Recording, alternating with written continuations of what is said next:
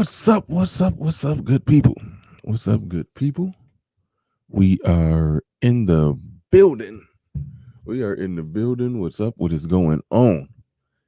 What is going on? It is going down. A few people already made it in the building. Make sure you hit the like button on the way in. Make sure you hit that like button on the way in. We're about to get this thing started. You see the title, you see the thumbnail, you know where we're going, you know what we're talking about today. So let's get ready to go. Let's get it.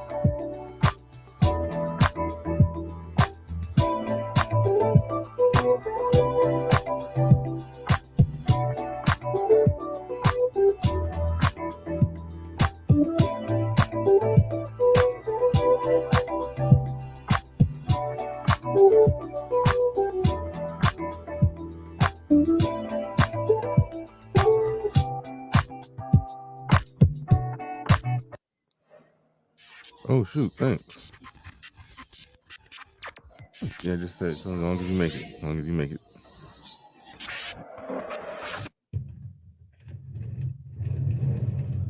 All right, that's cool. That's cool. Peace, folks. This is X from TPOT Media. Open your mind and wake your black ass up. You know what time it is. Hit that damn like button as you make your way in the door. Grab a seat, settle in, get ready. It's the Grown Man Hour with your host, my man, Bernard Riley.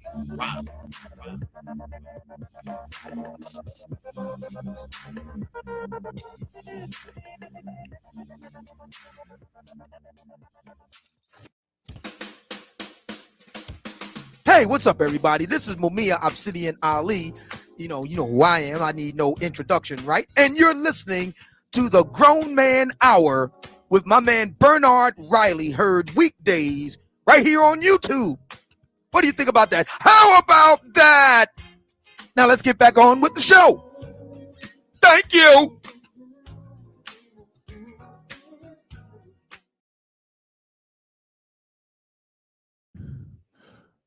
What's going on? What's going on, good people? We in the building. We in the building. I'm sending out the email links right now. I'm sending out the email links right now as we speak. As we speak. So give me a second. Give me a hot minute on that one. Just sent the link to Oheen. Just sending now the link to Lynell. And we are rolling.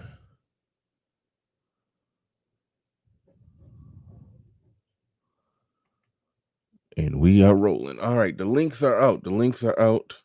So we're gonna be getting things started. Gonna be getting things started pretty soon. Gonna be getting things started pretty soon. Shout out to Black Wolf Inc. Black Wolf, I'm gonna be sending you some of that money back. We ain't gotta talk about it on the air, but I didn't completely deliver on all the things that you had requested. I didn't completely deliver on all of that. So I'm gonna be sending you some of that back. We ain't gotta talk about it on there. Don't even respond. I'm gonna be sending you some of that back soon, momentarily, within the next couple minutes. But let's see. Let's get things going. Let's get things started. I sent you brothers the link. I was trying to get in contact with Ty City to have Ty City on this show today. I was trying to get in contact with Ty City, but I'm in the process of getting things going, getting things started. Got a few hiccups. Got a few hiccups this morning, but it's all right. Every morning starts off funny where I can't just start the show when I want to start the show every morning. Every morning something crazy happens. But as Ike says, I need to establish order. Got to establish order in my life. And then, but anyway, got to establish more order. Got to establish more order. That was my Ike impression.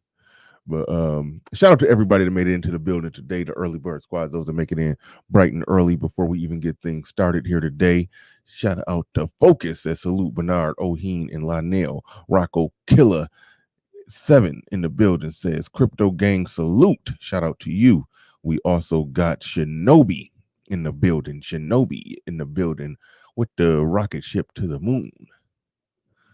Just got here. Let's go. Even though I'm trying not to cuss in this one because I might want to leave this bad boy up. So I'm going to have to try not to cuss. I know Oheen and Lynell know how to do a clean show. But Illmatic in the building. Shout out to you. Shout out to you. We're going to listen to the Tupac song M.O.B. Ain't copyright. Wait, we ain't talking about beaches? I'm unsubscribing. Oh, no, we talking about them. We talking about them. God damn it. See, I already cuss. You know what this is. You know what this is. You know we talking about them. We ain't going to just sit there and go a show without talking about them. Daryl L. II in the building says, peace, peace, peace to the chat. And BRJ Air in the building says, Bernard Riley Oheen at Focus, Shinobi, salute. Crypto Game, Web. Oh, we came, I said web. We came to win. Right on, right on. Daryl L. II, Clue, Focus, J. Air, Emin Perry, and Black Wolf Inc. in the building. Open your mind and wake your black arses up. Get those likes up. Shout out to you. Shout out to Black Wolf in the building. And it looked like the gang is here. So we about to get this thing started. Let me put on my little earpieces, my little hearing apparatus. Make sure that's off so that ain't disturbing the show. And without further ado, coming to the stage, we got my man Oheen and Crypto Lynell. Let me not blow up our heads too big. There we go. Oheen don't like that when I have his head looking too big. Okay? Let me to bring it back some. What's up, family? What's going on? What's going on? How y'all Been a doing? minute. I haven't talked to either one of y'all in a while, so yeah, I'm definitely glad to have y'all here. Me and Lynell just out here getting rich, bro. That's what I'm understanding. I mean, I got a little bit of money thrown in there. I ain't getting rich, but I'm getting a little extra. It's working for me. But yeah, I know y'all killing it. Yeah, when that market jump up, and all I think about is, man, them brothers who got in early, man. Listen, you remember I used to listen to what's this guy's name? Sandman, right? Uh-huh. He wrote a book. Well, he didn't write a book, but he used to promote this book, How to Survive in Southeast Asia on 250K. And I used to think, how am I come up with 250K? I don't have those types of questions anymore. So that's just to give you some insight on what the crypto gang is doing. By the way, shout out to the crypto gang in the chat. Put a one in the chat if you guys have been making major gains in this market. Let's go, family. Oh, dang, you got the special cup. Hold that up. Let me see that. Yeah, man. That's what's up. Yeah, man. I like that. Yeah, you got on me about my last cup. I had to do something, bro. Yeah, crypto gang in here strong. Crypto gang is up in here strong. Focus. We're going. I wanted to know if he could come up a little later because he does day trading. So yeah. No, I was about to ask you because I was reaching out to people that I've talked to previously that that talk about crypto, and I knew there was some people that I hadn't talked to that you probably knew. So yes, send him the link right now. Get him up here. Get him up here, because yeah, I meant to do that last night. Be like, hey, if you got know anybody that's good who can come up and Okay. talk about this money with us, then yeah, then definitely do that. Reality First in the building says, good morning, fellas. Crypto gang hashtag passport gang in the building. Clue in the building says hashtag crypto gang. Shout out to you. Appreciate everybody coming on through today. Oh, I ducked in there. It's always duck in there and catch at least some of your streams when you going live. I don't be able to watch the whole thing, but I do like to just duck in and listen in the clouds for 10-15 minutes here, and whatever much little time I got. I like to just drop in and catch a little bit of the knowledge you be dropping, and Right. and and how we be doing on this show. We be talking we be talking about women and whatnot on this show, but you was spitting some fire because everybody be saying, oh, you don't need money to do money with women and money this and money, Right. and you was on there like, are y'all crazy? You was like, you think dudes with money gotta spend it just to get with the women? No, you got the money, so they coming up trying to qualify for you. Exactly. Yeah. So go ahead. You went on like a 15-minute rant as we wait for people to file on in, man. Go ahead and refresh us with that one, man.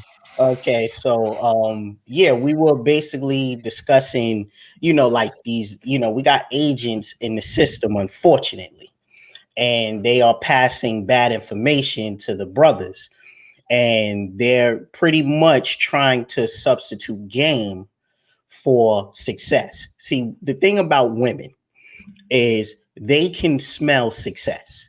They are, so once they realize that a man is successful, they gravitate to him. He does not have to kick game.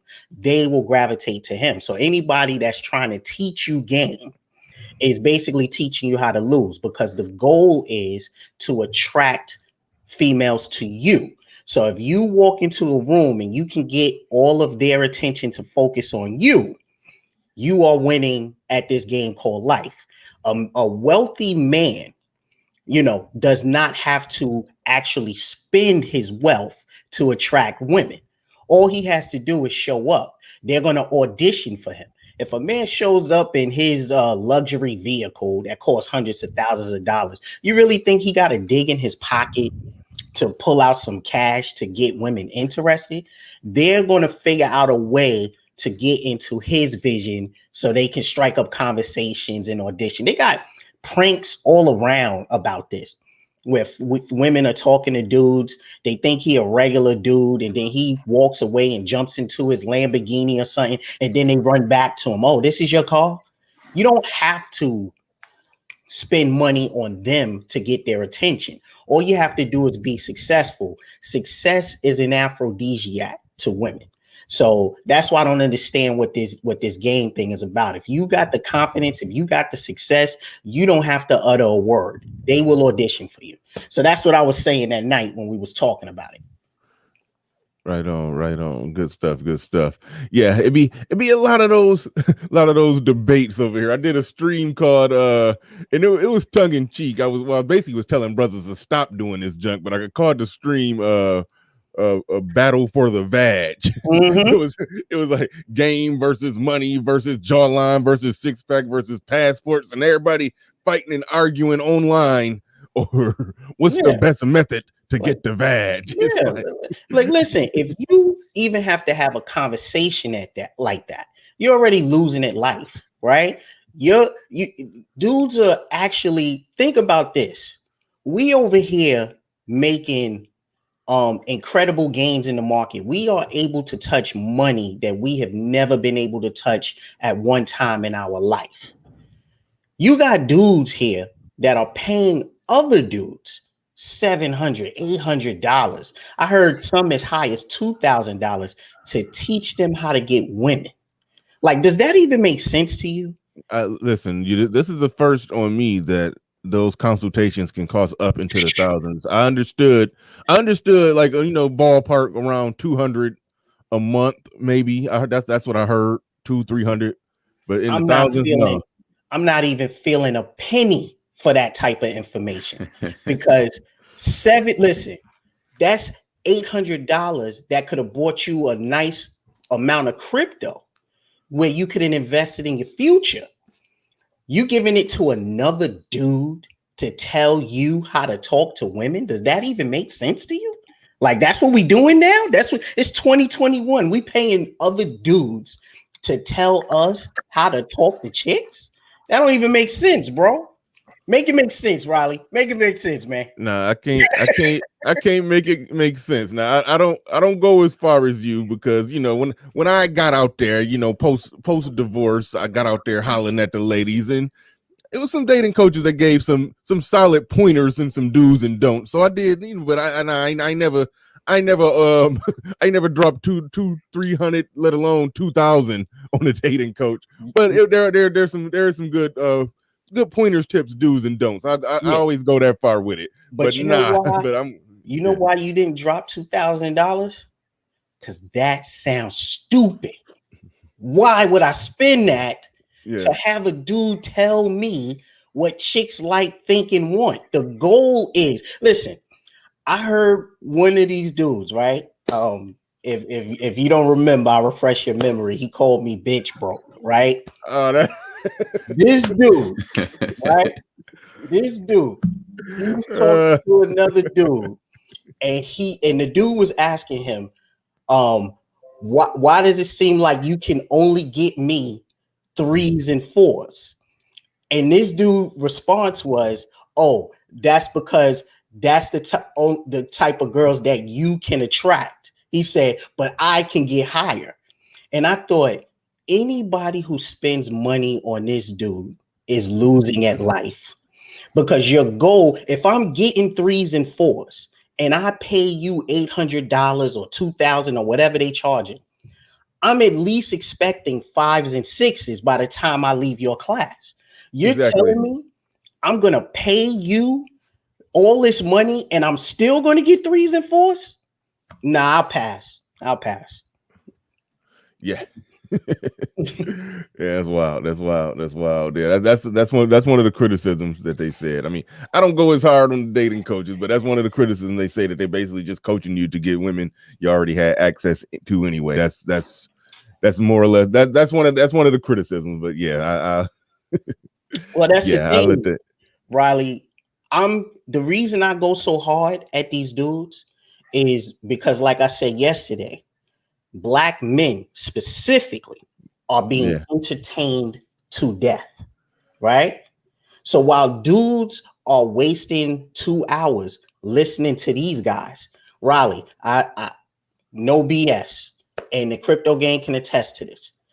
Last week, while dudes was listening to dudes teach them about game or complaining about women or whining or whatever, when Tron went up, I literally made $100,000.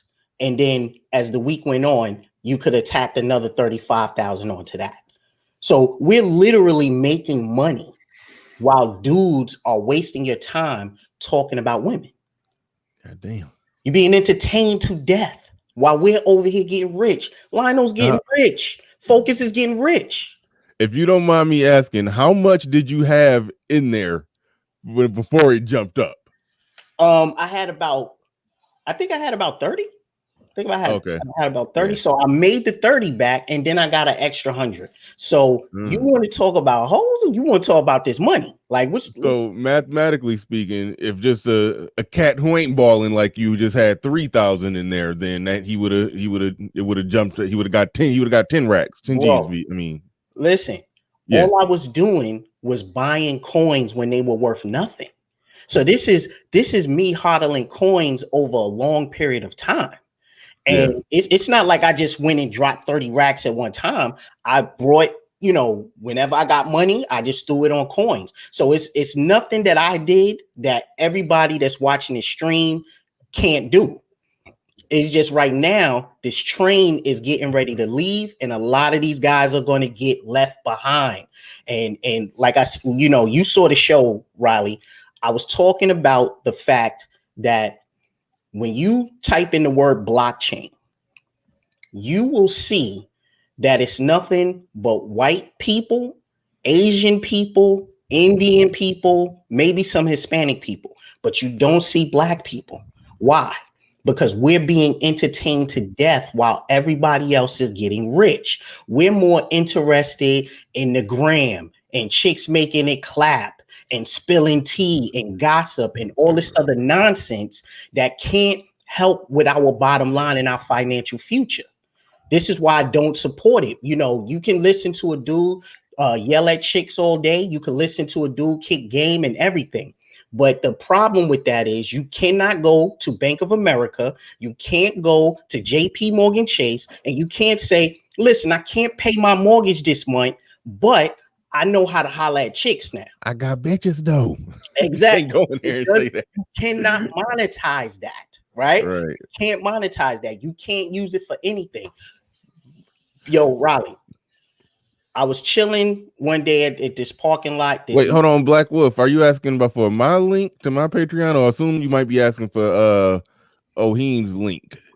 Trying to become part of the crypto gang. I don't know which link you're asking for, but hey, drop moderators, drop them both in the chat. I'm not sure which one who link he asking for, but yeah, if he want to either one, drop them links in the chat. Lynell link, Oheen link, drop. I don't even know.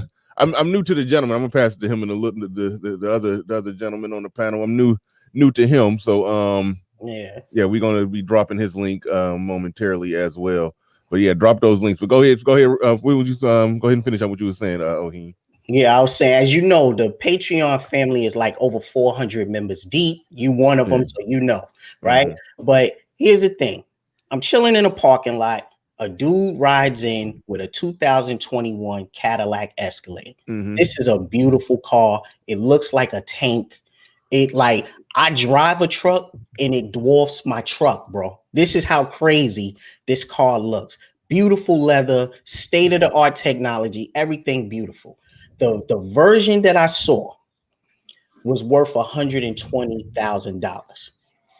But here's the thing, Riley. You know what made me feel better than me being able to purchase one of those off the lot in cash, no car note, no down payment, nothing? The fact that at least more than half of the hashtag crypto gang on Patreon could do the same thing. That means more to me than anything. The fact that I am helping brothers elevate themselves to a new financial level is worth all the subscribers, I don't care about any of that. All I want is my brothers to get into this game before it's too late.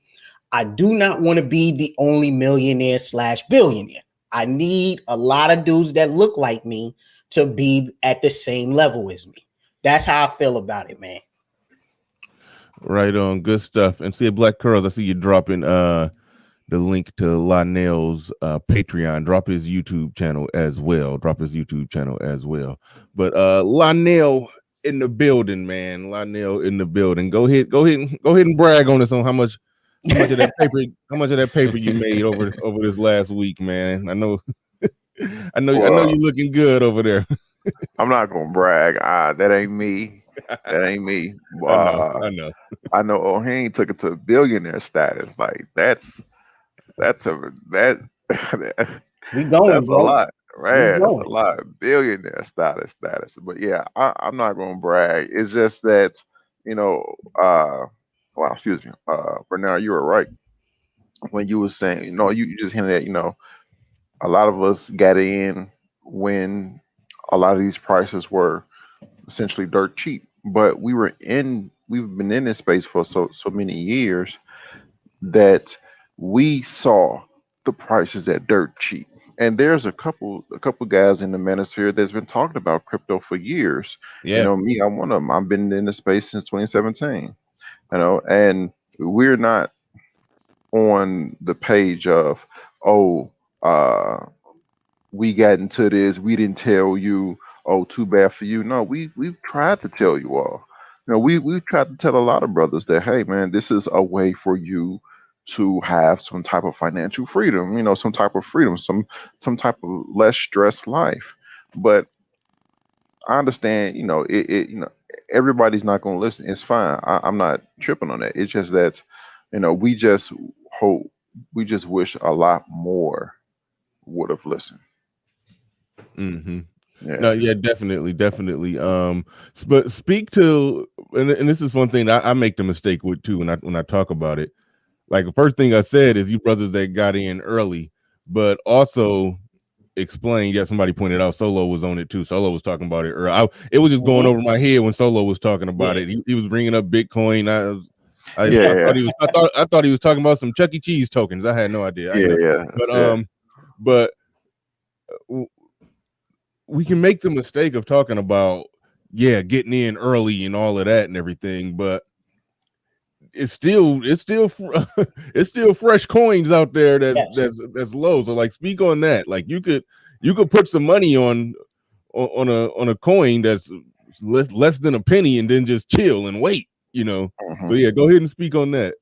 Yeah. Yeah. And I know Solo. He talks about it in a very exciting way. So yeah. Yeah. He talks about it in a very exciting way that a lot of people may not have the same excitement he has. But yeah, there are cryptos, new projects, reputable projects that are out where, this cryptocurrency space is still growing. The whole cryptocurrency space is at a $2 trillion market cap. Bitcoin is $1 trillion asset. It's not too many assets out there that are $1 trillion. It's only Mm-hmm. six, and Bitcoin is the sixth one. And there are other cryptocurrencies. I'm not saying they're going to go to the same highs as Bitcoin, but you can receive and you can get a ROI that can pay off a car note, a credit card, a couple credit cards, a couple loans, student loan, child support, something, you going through a divorce, you can make money that'll pay that off because that's stress free. Yeah. That is literally stress free, man. And that's crucial. You can make enough money to add years onto your life. That right there is a win. You know, that's Fact. all I said. Yeah. Right on, So right on. Tim, to hold on give real quick. Tim Howard in the building. He says, there are the contents that I support. Shout out to brother Oheen and Bernard Riley for bringing him into the show. Passport plus crypto equals freedom. facts, that's Hashtag the SYS, equation. hashtag SYSBM, hashtag MGTOW, hashtag passport, hashtag crypto, hashtag travel. Shout out to you. Shout out to Tim Howard. Riley, you Hi. disappeared on us, man. We can't see you no more. I know. Y'all can hear me though, right? Yeah, I can Y'all hear can hear you. me. Yeah, my camera shut off. Ain't no thing. Ain't no thing. I can get it back. I can get it back going. The camera shut off every 30 minutes. But yeah, no big deal. No big deal. But yeah, thanks Tim Howard for that super chat. Hold on. Oheen, I see you got something right there, but I wanna swing it to Focus real quick Right. and hear from Focus before you pull up what you got on the screen because you're trying to share something down there. But go ahead, Focus. You got the floor, you got the mic. Introduce yourself because I don't really know. I mean, I've heard your name, but I don't know much about you. So I'm assuming there's people here that don't know much about you either. So just give you a formal introduction. How you found this space, how long you've been into crypto, and the whole works. Well, firstly, I'd like to say thank you to Bernard for inviting me onto the platform and letting me share my thoughts and being in the company of such brilliant minds. Also want to say salute to Crypto Heen, the Crypto G, the Crypto Gang, and salute to Lynell. So my name is Focus. My thing I mainly focus on is doing technical analysis. So if people are not kind of familiar, there's two types of analysis when you're analyzing assets. There's fundamental analysis and there's technical analysis. So fundamental analysis essentially is you paying attention to news stories, finding out who the new CEO is going to be hired in the company and all of these sorts of things, as opposed to technical analysis where you just look at the kind of charts and you can make predictions on what the asset's going to do in the future based on what it's showing on the charts and what it's done in the past. Now, the reason why we focus on technical analysis over fundamental analysis for certain assets is because of a lot of these big institutions. They have a lot of money and a lot of people and people on the inside that get a lot of the information early and get it before it actually reaches the charts and before it reaches us. So by the time we try and trade fundamental analysis, it's already factored into the charts. So this is kind of my angle. So I mostly focus on I do a lot of stock trading. I do Forex, foreign exchange currencies. I do commodities and I do cryptos. I also focus a lot on teaching like the investor mindset. As we find like we're moving forward now, and there's a lot of, entry points or accesses into various different investments with apps, and, getting on an exchange is pretty simple. What is kind of missed out on a lot of it, what is made easy, the part that doesn't come along with it is the investor mindset or the mentality behind it or the strategy behind it, right? Anyone can just get some money and jump in and throw some cash. They call it stupid money. That's what we've been calling it. So it's very easy to throw stupid money. So my whole thing is about, teaching all of these different skills and techniques along with the investor mindset. So I also like run a channel. I've got a channel, patreon.com/focus on investing, where basically I teach all of the mindset, all of the things. I give brothers the tools as well, but also supply them with daily lists of breaking assets of different stocks and things that are breaking for brothers to invest in, and they can get involved in that as well. To answer your other question, how long have I been in this space? A few years now. I mean, I think I gravitated to the space most as the same way as most brothers. We're kind of looking around us. We're seeing what's going on with the world. We're seeing how, the world has sidelined us and margined us. And a lot of the world doesn't seem to make sense. And, you go on YouTube, you start searching for answers, and then you find a community of brothers that are thinking the same way as you, got the same mindset and doing actions the same as you. Again, salute to Oheen, because, originally when he was in the other space talking about the H to the Izzos, we was in there. And then, as I said, he kind of migrated into the crypto gang, into the crypto space. And that just kind of gave me a bit of impetus and encouragement to kind of move along as well. I mean, I've been trading for about 6 years now. But, this kind of gave me the inspiration just to kind of put it more on Front Street and to kind of, really go out there and help the brothers and really teach the brothers, how to really attack the trading side of things, again, from a more of an investor mindset, because there's a lot of misinformation out there about trading. There's a lot of salespeople that will sell you, marketing rather than good strategy. A lot of brothers, have been burned in the trading space. So this is just kind of my way to kind of contribute to the space that's given so much to me. Fact. Man, good stuff. Good stuff. Definitely. One thing that he said, Oheen, he talked about how you transferred over from like one. It's like you was talking about you was talking about the women, not from, you was talking about them from the perspective of basically all the reasons why brothers need to get away from them and leave them alone. Wrote a book about it. You made a great contribution to that space, but it's like you've been there, done that, said it, conquered, and then it's like you moved on to something else, and and you did it seamlessly. Like I didn't even notice at first how you segued over perfectly, and really that's what it's about. When you discover the red pill, you get this knowledge, you get this information. Okay, how you going to take it to what are you going to do with it?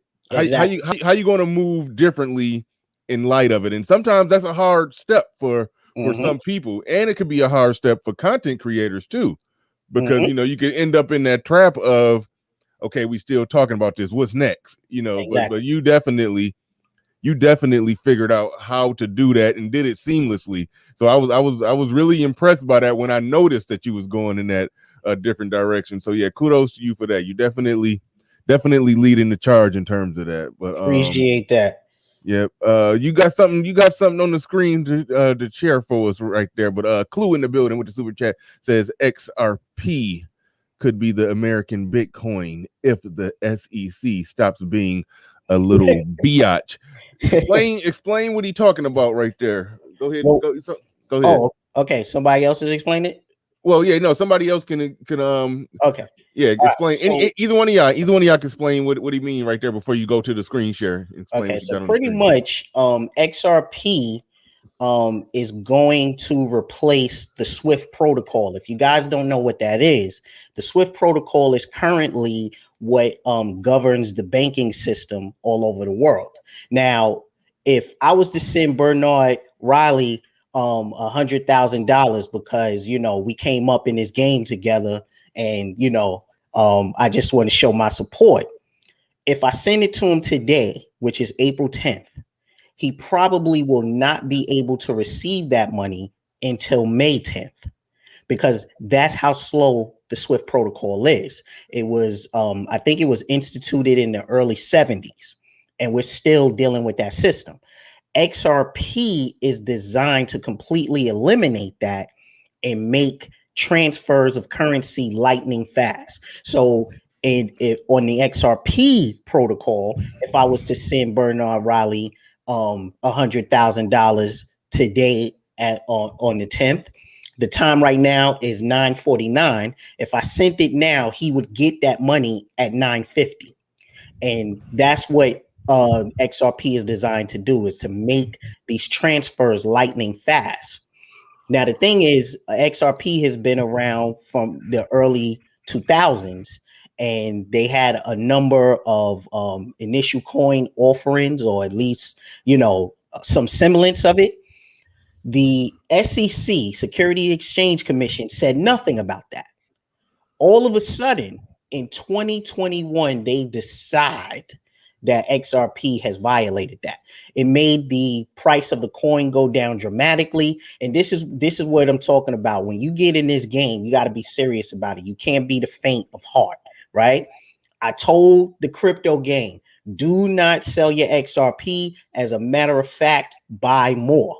And a lot of people thought I was crazy, but the crypto gang, they listened to me. They bought more coins, and look at it now. It's like $1.09. So it went from like 16 cents to $1.09. So any of the crypto gang members in the chat, put a 1 if you made a nice profit off of XRP. Let's go, family. Yeah. So it's just about winning. You know what I'm saying? We out here. We're actually, I'm long term. Yeah.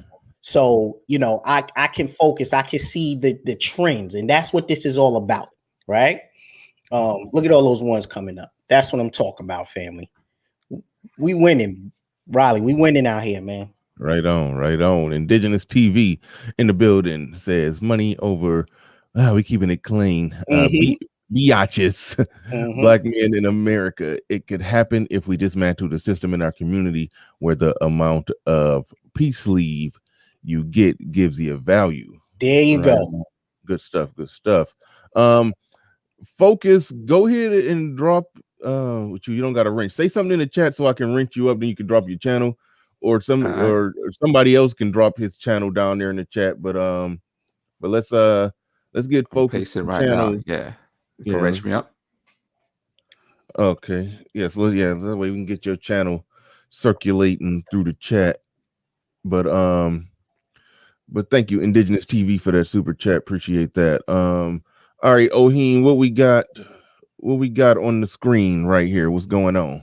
Okay, so I spoke about this a few times. See, here's the thing.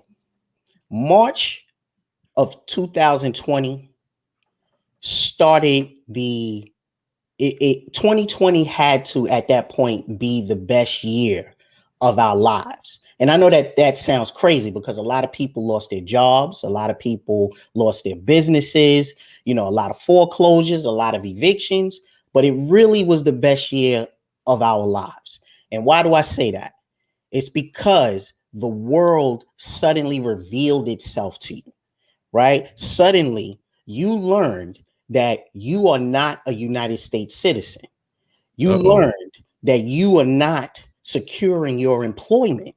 You learned that the government will not save you. And you learned that college is worthless. You learned all of these things in 1 year, and they showed you with the lockdowns, they did not care what you were losing. They did not care how your life was being destroyed and ripped apart. But what it did tell you is that you had to defend for yourself. You had to fend for yourself. You had to make your own way. You had to depend on yourself. You could no longer be an employee. You could no longer depend on checks. You could no longer depend on the government protecting you. Unions, all of those things disappeared, right? Now, why is that important? Because now we are armed with this information.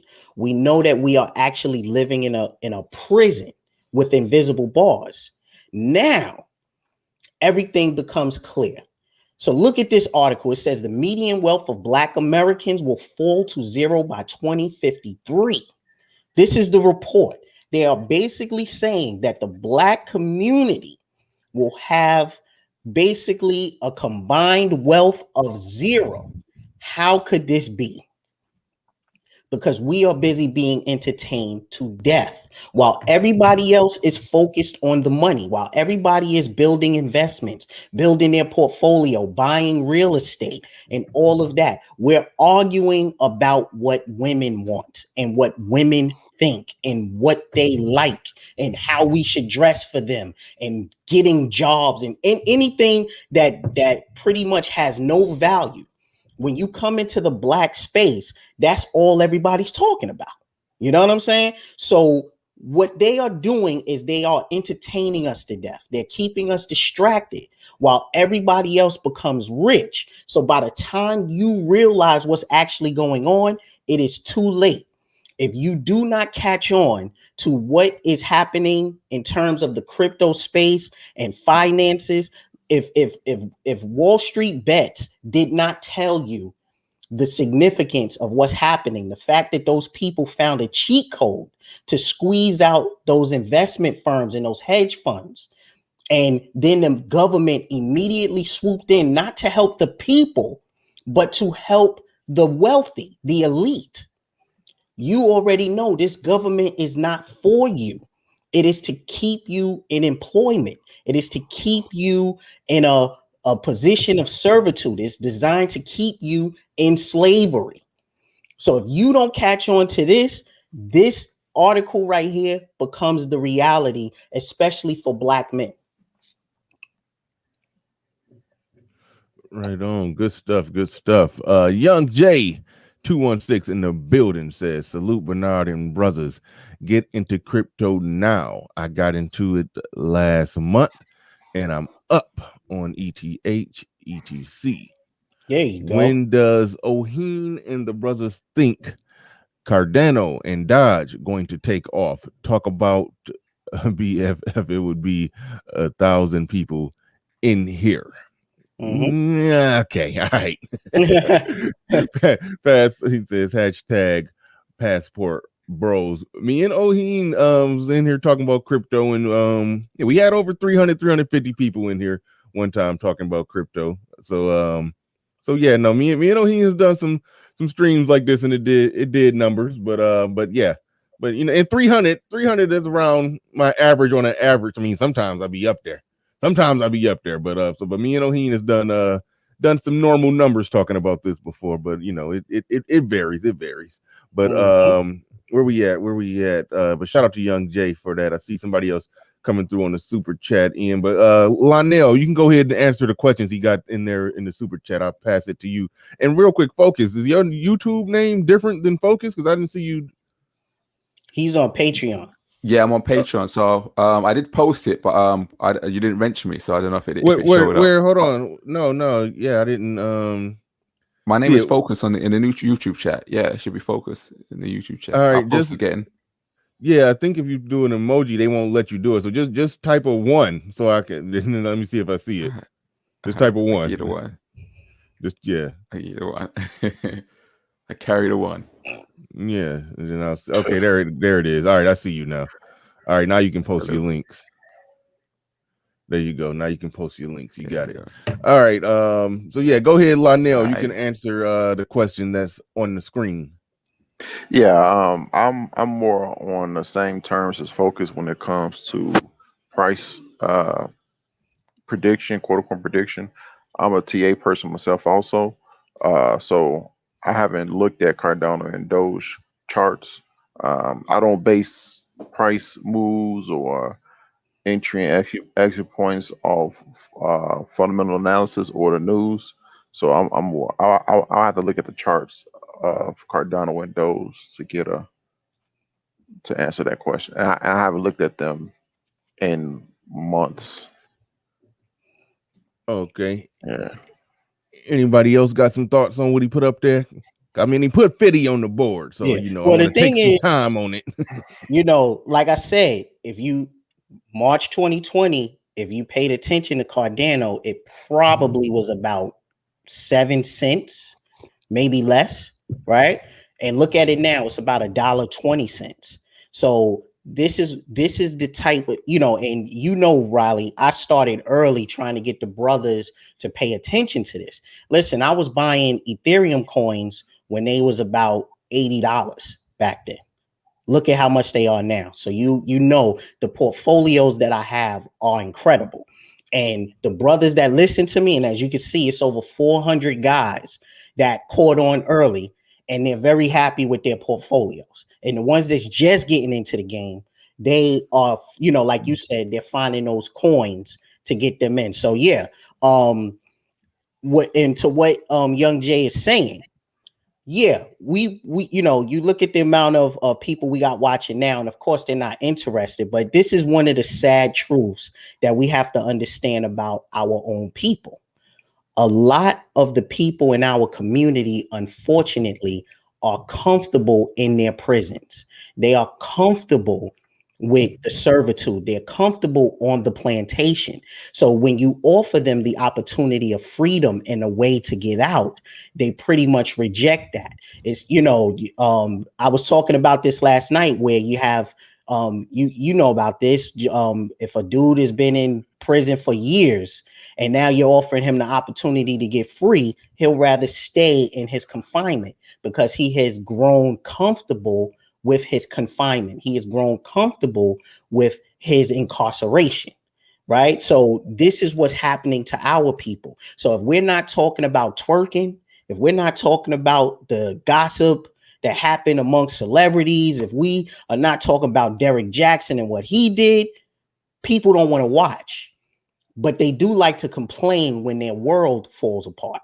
And if they don't catch on to this now, by 2053, the black community can just hang it up, because this is cryptocurrency, man. Before cryptocurrency, man, the only way you could obtain wealth was through entertainment, right? So either you was an athlete, either you were a actor or actress, or something dealing with entertainment, right? This is the first time in history you've ever been able to compete with Bill Gates, Mark Zuckerberg, Elon Musk, Jeff Bezos, Warren Buffett. This is the first time you have ever in the history of being alive ever been able to compete with these gentlemen who are billionaires. Like, I'm pretty sure Warren Buffett and all of these dudes want to buy as much Bitcoin as they can. The problem is they're dealing with 20-something-year-old guys that own millions of the coin already. So they have to basically relent to them. They have to wait and hope that they sell their coins in order to get a strong hold on it. You've never been able to do that before. And every other group is focused on that. They're winning the game. They're buying these coins at record numbers. They're doing away with consumerism and materialism. But it seems like our people are so distracted by the nonsense and the garbage that you can't use. They would rather be entertained to death than to focus on building a strong financial foundation and freedom. Mm. Good stuff. Good stuff. Reality First says, Oheen, how much time you giving them to catch on? Okay. Well, when you're looking at the Declaration of Independence, we spoke about this before. You guys remember what the original statement was: life, liberty, and the pursuit of what? Anybody Happiness. remember? Huh? Happiness. Happiness. No, that was not the original. Oh, Letter, Really? right? That was not the original. I'll wait for somebody in the chat to bring that up, right? And this is very important for us to Clue. understand. somebody Um, said pursuit of property. there Yeah, you clue. go. There you go. Yeah. Right? So the original tenet was life, liberty, and the pursuit of property. But they had to change that. Why? Because they don't want Black Curls and Shinobi and RBLB and Kia Do and all of these people to understand it's not about Jordans. It's not about Gucci. It's not about all of these name brands. It's not about an iPhone. It's not about having the newest car.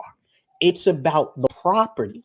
That is what solidifies your children and your grandchildren are going to benefit throughout the generations. So they took that out quickly because once you understand that, once you start to understand money, see, when you understand money, you become allergic to spending it frivolously. You get allergic to flat screen TVs and expensive cars and jewelry and clothes and sneakers and stuff like that because you understand what money really is for. As a matter of fact, when once you understand what money is, I promise you this. Once you understand what money is, you will never be without it.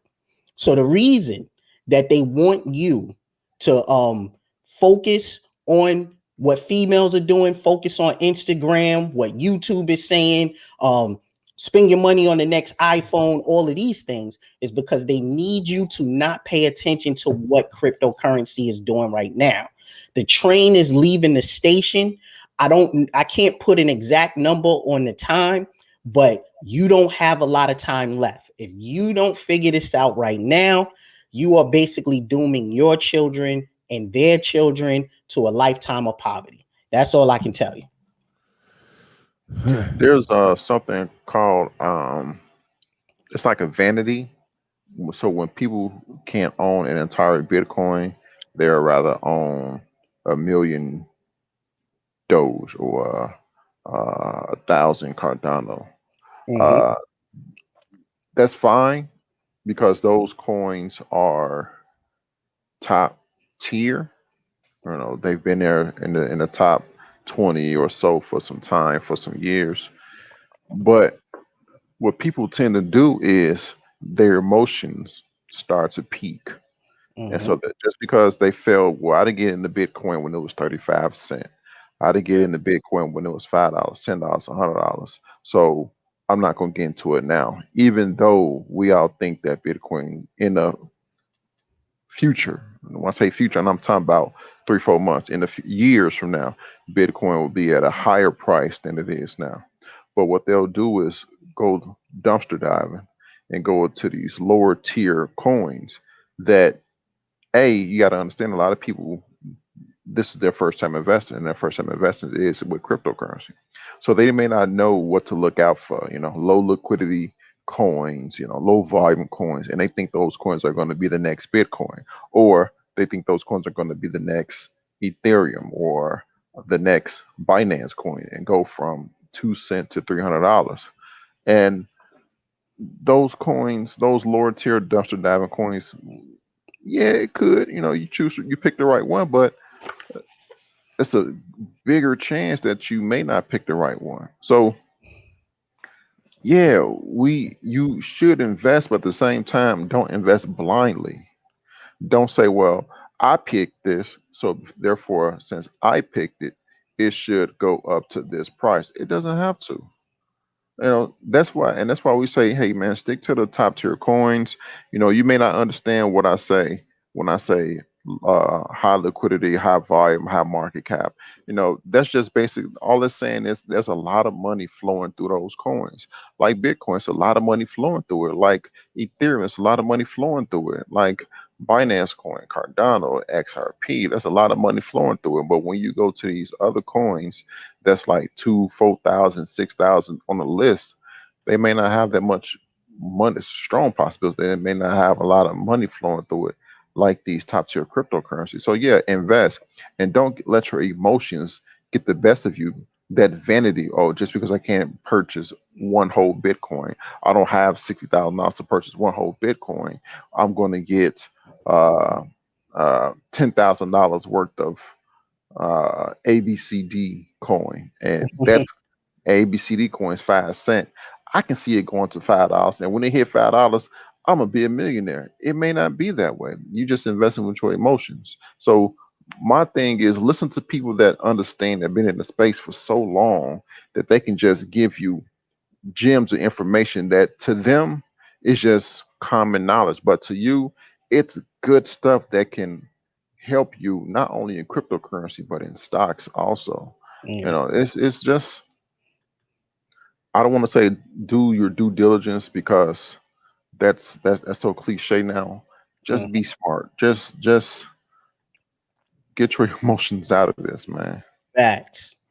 And I think that's the biggest issue with investing today is the emotion. A lot of people are very emotional when it comes to trading, and trading is something that is not emotional at all. It's strictly about numbers.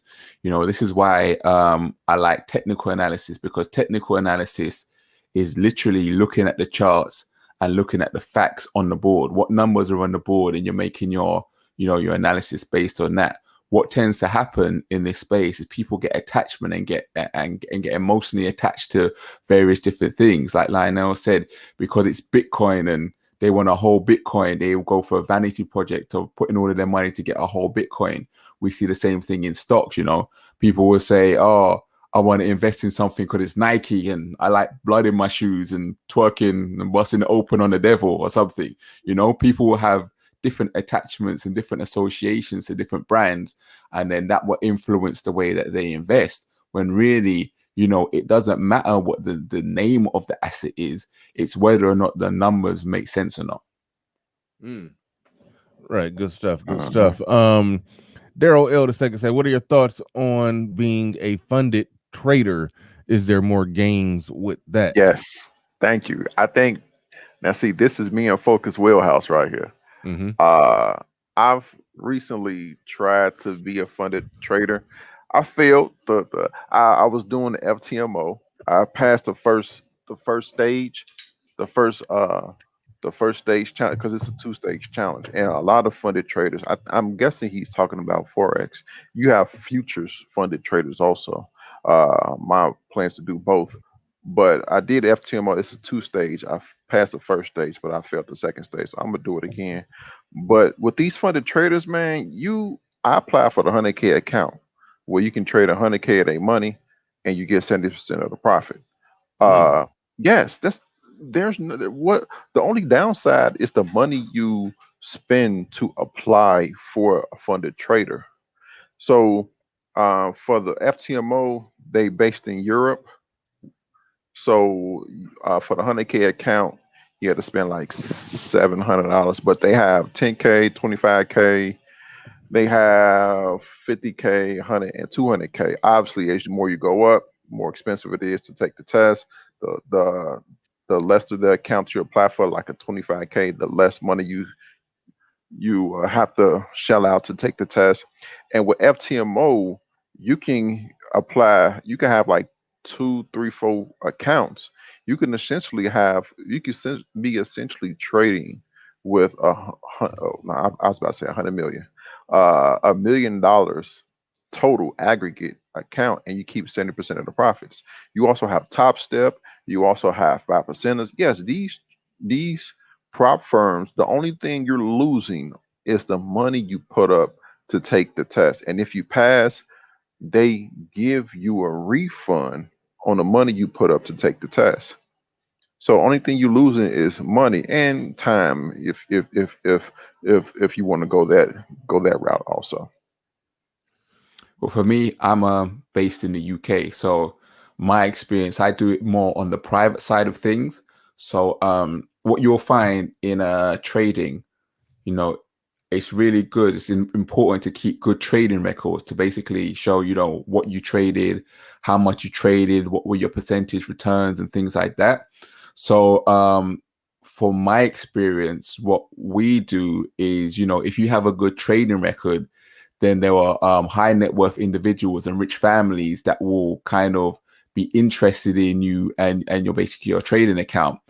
And what the issue we find, like a lot of these high net worth individuals and a lot of these families have, is that when you have so much money as a family, it's hard for you to kind of maintain that wealth, because we know with inflation that money loses value over time. So what happens, especially like when I was kind of first starting out trading, this was at the beginning of the kind of Brexit talks over here. And a lot of the high net worth individuals and a lot of the high net worth families were kind of worried, not knowing what the situation of England would be, or the United Kingdom would be in relation to Europe. So a lot of the investments and things that they have in companies in the UK were looking to move out, because obviously they weren't part of the European Union anymore. So that would change their status and whatnot. So a lot of them were kind of worried about what they're going to do with their investments and with their money, and how they're going to keep maintaining their wealth. So what they will do, they will seek out traders who have a good trading record, and they will essentially get them to trade their money for them. And something that's kind of quite popular within the financial side of things is what they call a 2 and 20 deal. So it's essentially however money they have on account, you get 2% of it as a fee, and then you get 20% of the profits earned. So say for instance, you've got $1 million on account for them, you'll get 2% up front every year. And then you get plus 20% that you trade for them. So if I made them $1 million, I get 20% of $1 million, which is 200K, and then plus the 2%, which is what, 20K. So you get 220K for that $1 million that you on the private side of things, how we do it. Okay, Oheen, you on mute, bro?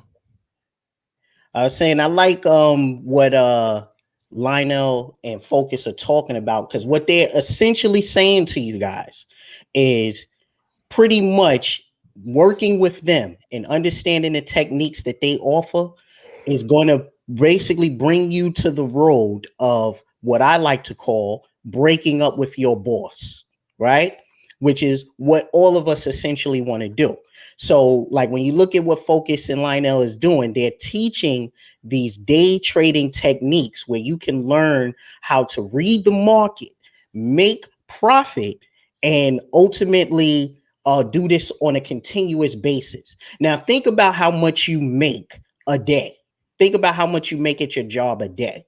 If Lynell or Focus was able to teach you how to make that at home in a couple of hours as opposed to 8 to 10 hours, would you quit your job? That's the question. Right? And if the answer is yes, if you could make the same or more as you make a day on the job that you currently have, and you can learn how to make that in the market in just a couple of hours. If the answer is yes, these are the type of guys you need to go to, because they are the ones that are well versed in this day trading. See, this is the thing, Riley. We're trying to teach you, first of all, I'm long range investing. So I'm trying to teach you how to get that life-changing money, right?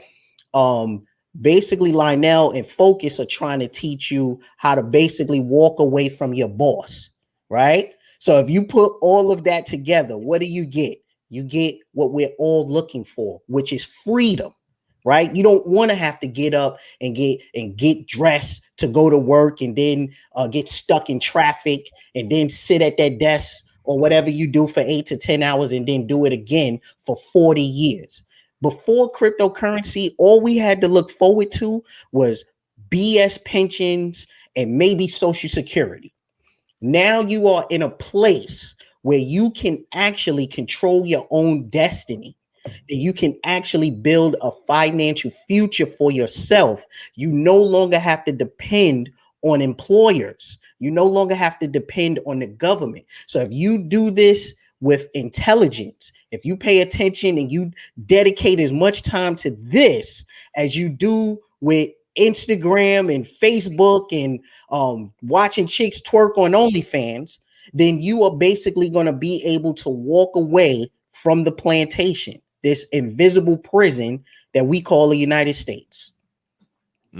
And you know, when I Wait, hold on, hold your thought real quick. Let me read these super chats before I lose them. What is that? he says, talk to him, Oheen. Walk with him, Oheen. Shout out to you. Appreciate the super chat. Chemak, I hope I said that right. Chemak says, salute to the panel. I had the super chat on this topic. Anybody looking for financial freedom must get into crypto or else you will be stuck behind. Facts. Also, we got, oh man, here we go. He said, so dumb Hussein, that's funny, says, I got 700 to spend. Which coins should I buy right now? So tell them exactly what coin to buy, and it's your fault if that coin fell on them. Well, the thing is, we can't tell you exactly which coin to buy. Hold on, let me bring this up for you guys. 1 second. So we can't tell you exactly which coin to buy. What we can do is tell you where you should be looking before you make your decision, right? So there you go. What you should be doing is you should be paying attention to, like what Lionel said, you should be focused on the coins that are pretty much on the first page, right? Now, I'm a little different from what you're saying, Lionel, because for somebody who has that much, I would tell them to look at coins like TRX, VChain, maybe BitTorrent. Everybody knows my baby, the one that I love, Funfair. I love this coin, right? So this is another coin that you might want to look into, right? But ultimately, the choice has to be yours. What I would tell you is to look at the projects, look at what they are trying to accomplish, make sure that it's something that can contribute to the world. And if it looks promising, if it has more, if it's been here for more than 3 years, if it has a great team and things like that, then I would tell you to make an investment in that. But that's if you're going long term.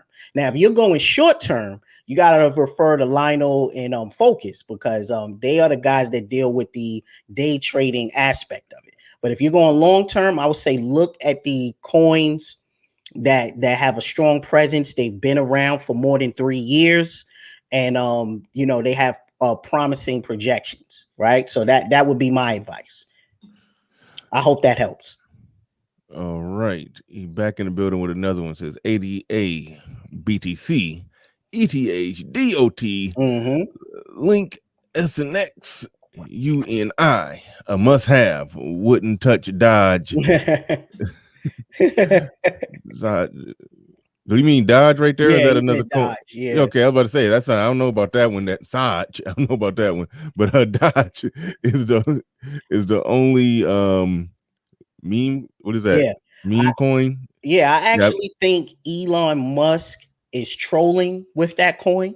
I think he is doing misdirection. So while he got everybody buying Dogecoin, he's over here buying more Bitcoin. You see what I'm saying?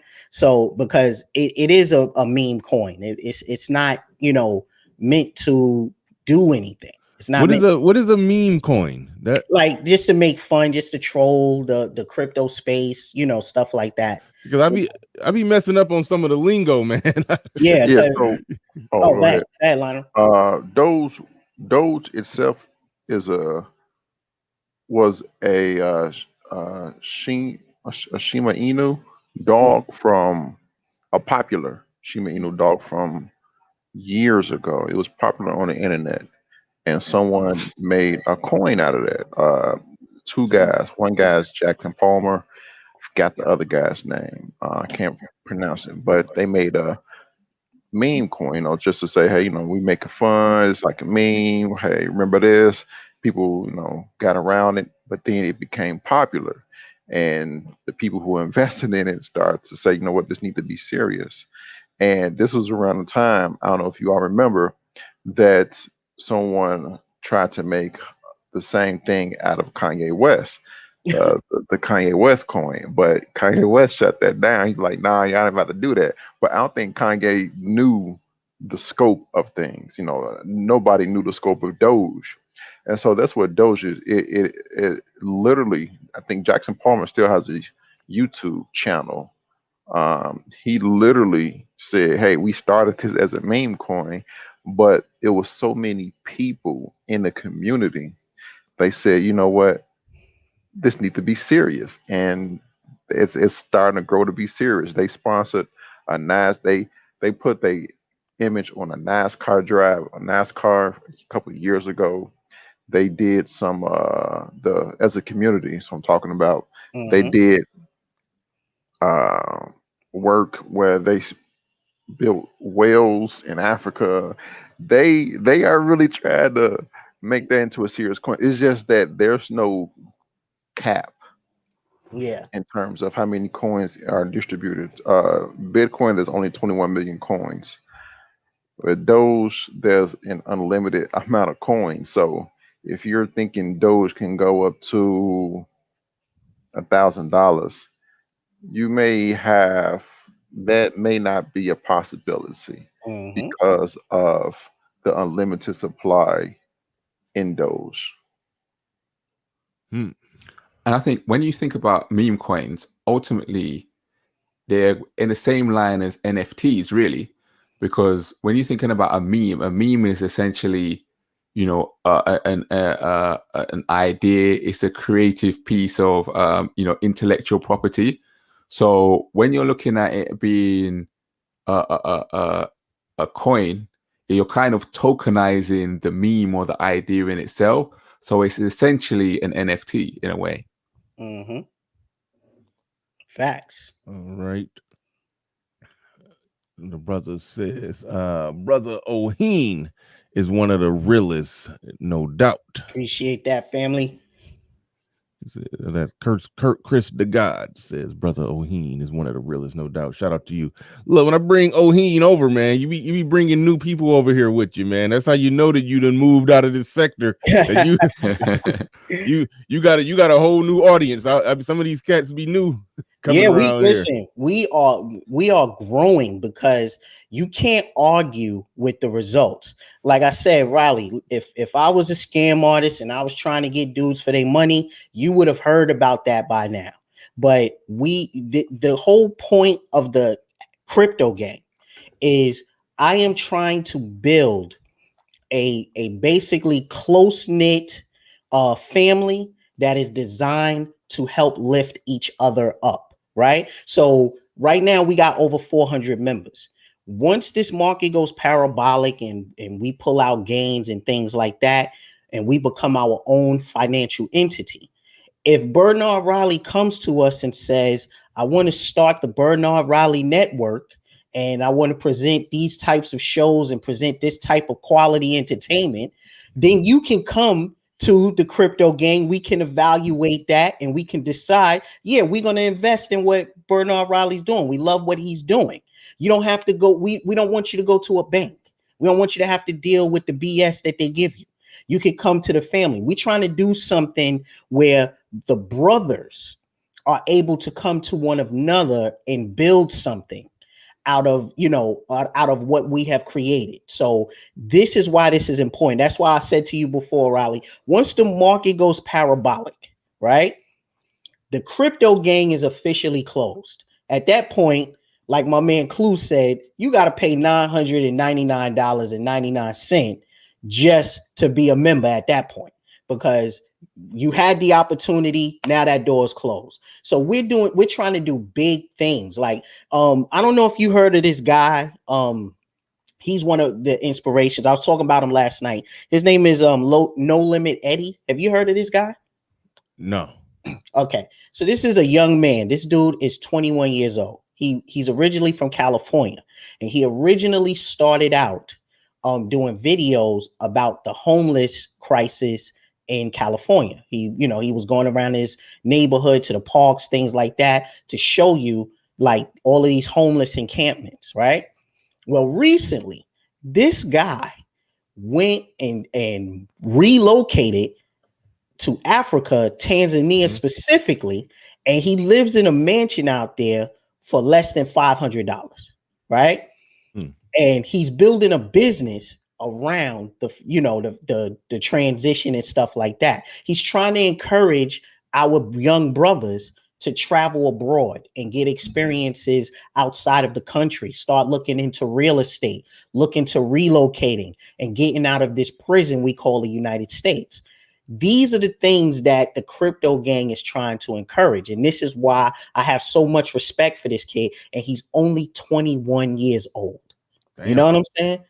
So we have to inspire the brothers to focus on this. Focusing on women is a distraction.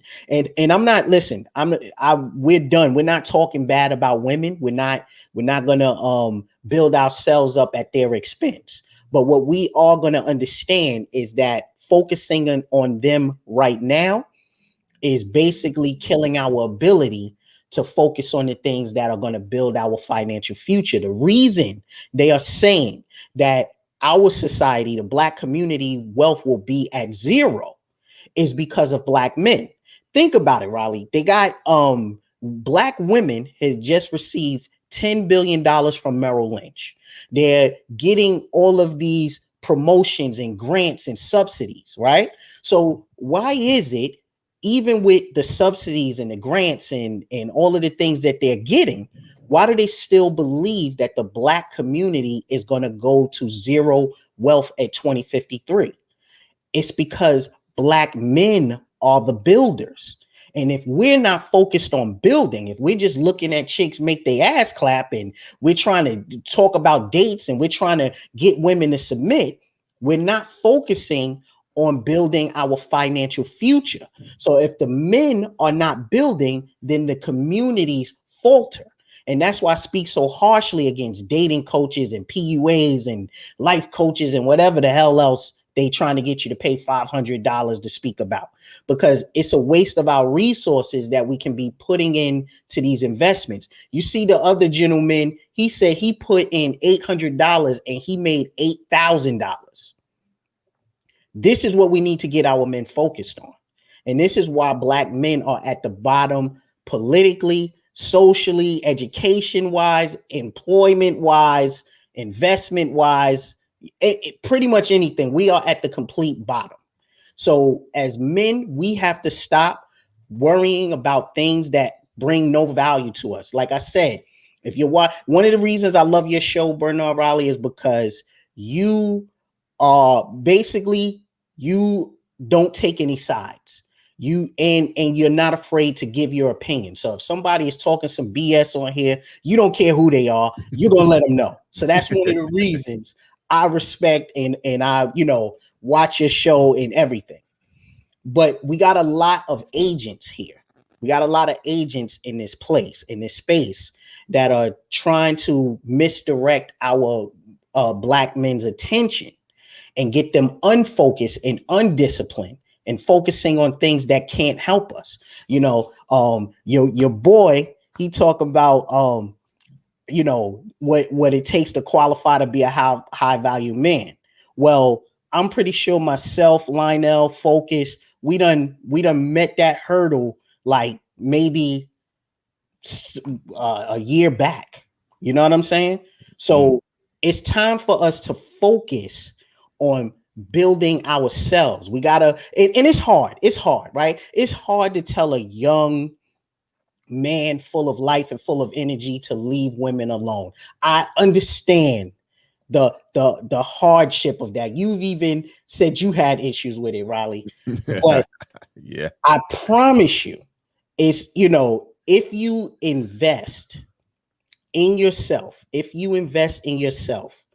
the biggest problem you will have is how to get these chicks off your doorstep.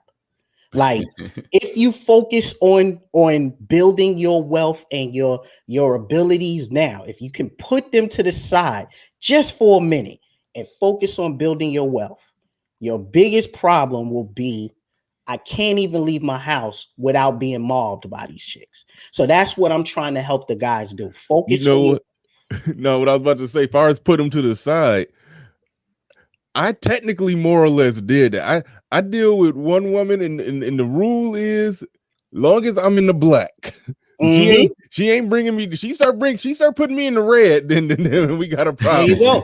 There you go. That's where I'm at. But as far as being out there chasing and not that Yeah, that been dead for me for going on a few years now. Now that I think about it, damn, time flies. But yeah, no, I deal with one, and I'm in the black with her, and she's adding to it, if anything. So yeah, that's where I'm at with that all day. Shout out to Coach Ali. I don't want to lose these super chats. Some of them scrolling by. Coach Ali in the building. He says my XRP is looking nice right now. Shout out to Coach Ali. He be about that business too. Snuggles in the building says, but now forgive me, this is the only one. Boy, don't you gotta apologize for saying the only one. But no, Snuggles, that's my dude, man. He $5 me to death every time I come on. But shout out to him. But listen to what he about to say here, though. He says only one he'll do today because I'm literally buying XRP as we speak, plus all the other coins that I can't afford. You know what, Snuggles? No, real talk, Snuggles. Like I used to super chat everybody a lot more.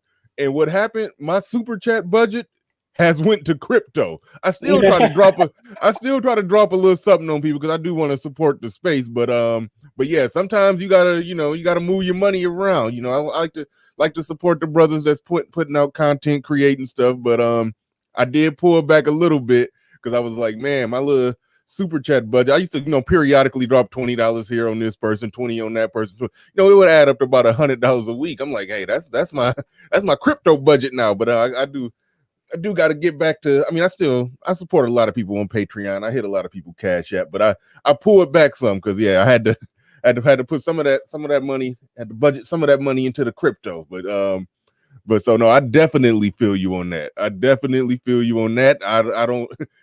Hey, the $5 that you hit me with every time I come on, you hit me with at least about 1, 2, anywhere from 3 $5 super chats, man. Hey, go put that on some coins. I ain't mad at you. Put that on some coins. I'm not mad at you at all. That is it. Who else we had in here? Mr. Shane Vicious said I bought Litecoin at 176 a few weeks ago. It's at 230 now. I'm about to load up on it in XRP. Look at this dude's avatar, man. Oh yeah. Oh no, he be clowning. He be clowning. Hey, he be clowning with them avatars, man. Yo, I gotta give a shout out to Dolph Low IQ, man. Appreciate that Cash App, man. Appreciate that. Oh Dolph yeah, no doubt. Yeah. Shout out to Darth Low. He be on my channel too. Shout out to him.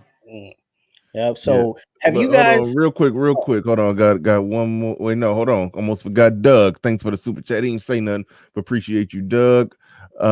We got Dio Trice in the building. He says, and the governance of projects can be controlled by US in a decentralized FU money kind of way worldwide, and the solution for empowerment is here. Thank you for the super chat. Appreciate that. Shout out to Doug. Yeah, Doug. Definitely shout out to Doug. Came through with the super chat. He didn't say nothing, but shout out to you. Harry Billy. Hope I said that right. Message for focus. Can I self-educate myself on technical analysis on your 10 student package? Was that? What is that right there? That's 10 pounds. 10 pound. Yeah, 10. Yeah, I was like, I wasn't sure what that was. That 10. Yeah, 10-pound package. Is it easy to understand without direct tutoring? You can go ahead and answer that one. Focus. Yeah, well, what I've got on the Patreon is basically it's a syllabus.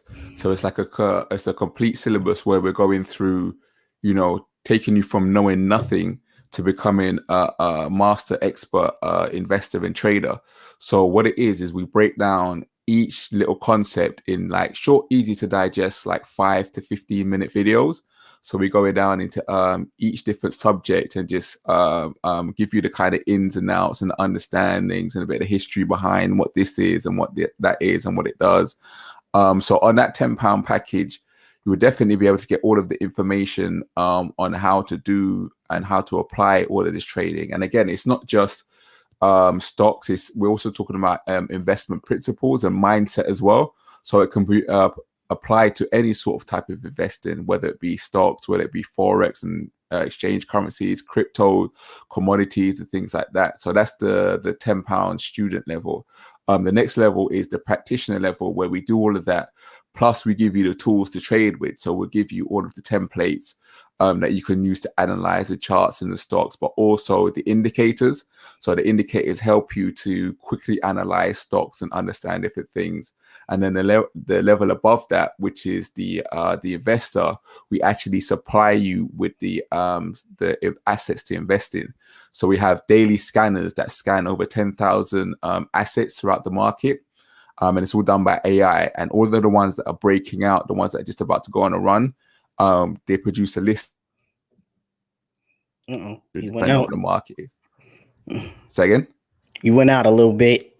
No, just repeat. Just back up one sentence because you kind of So I was saying, so what we have is we have AI scanners that scan the market. They scan about 10,000 different assets daily, and essentially they produce a list of between 40 to 400 different assets depending on what the market is. And all these assets are assets that are breaking, just about to break. So this is what we provide to you on top of the tools in order to analyze these, and also the education to help you invest in it. So just depending on what level you want to get involved in and how much simpler you want it to be, we can provide that for you. Remington Rushlow says XDC is the wave, went from 6,000 to over 200,000 in 4 years. Let's go.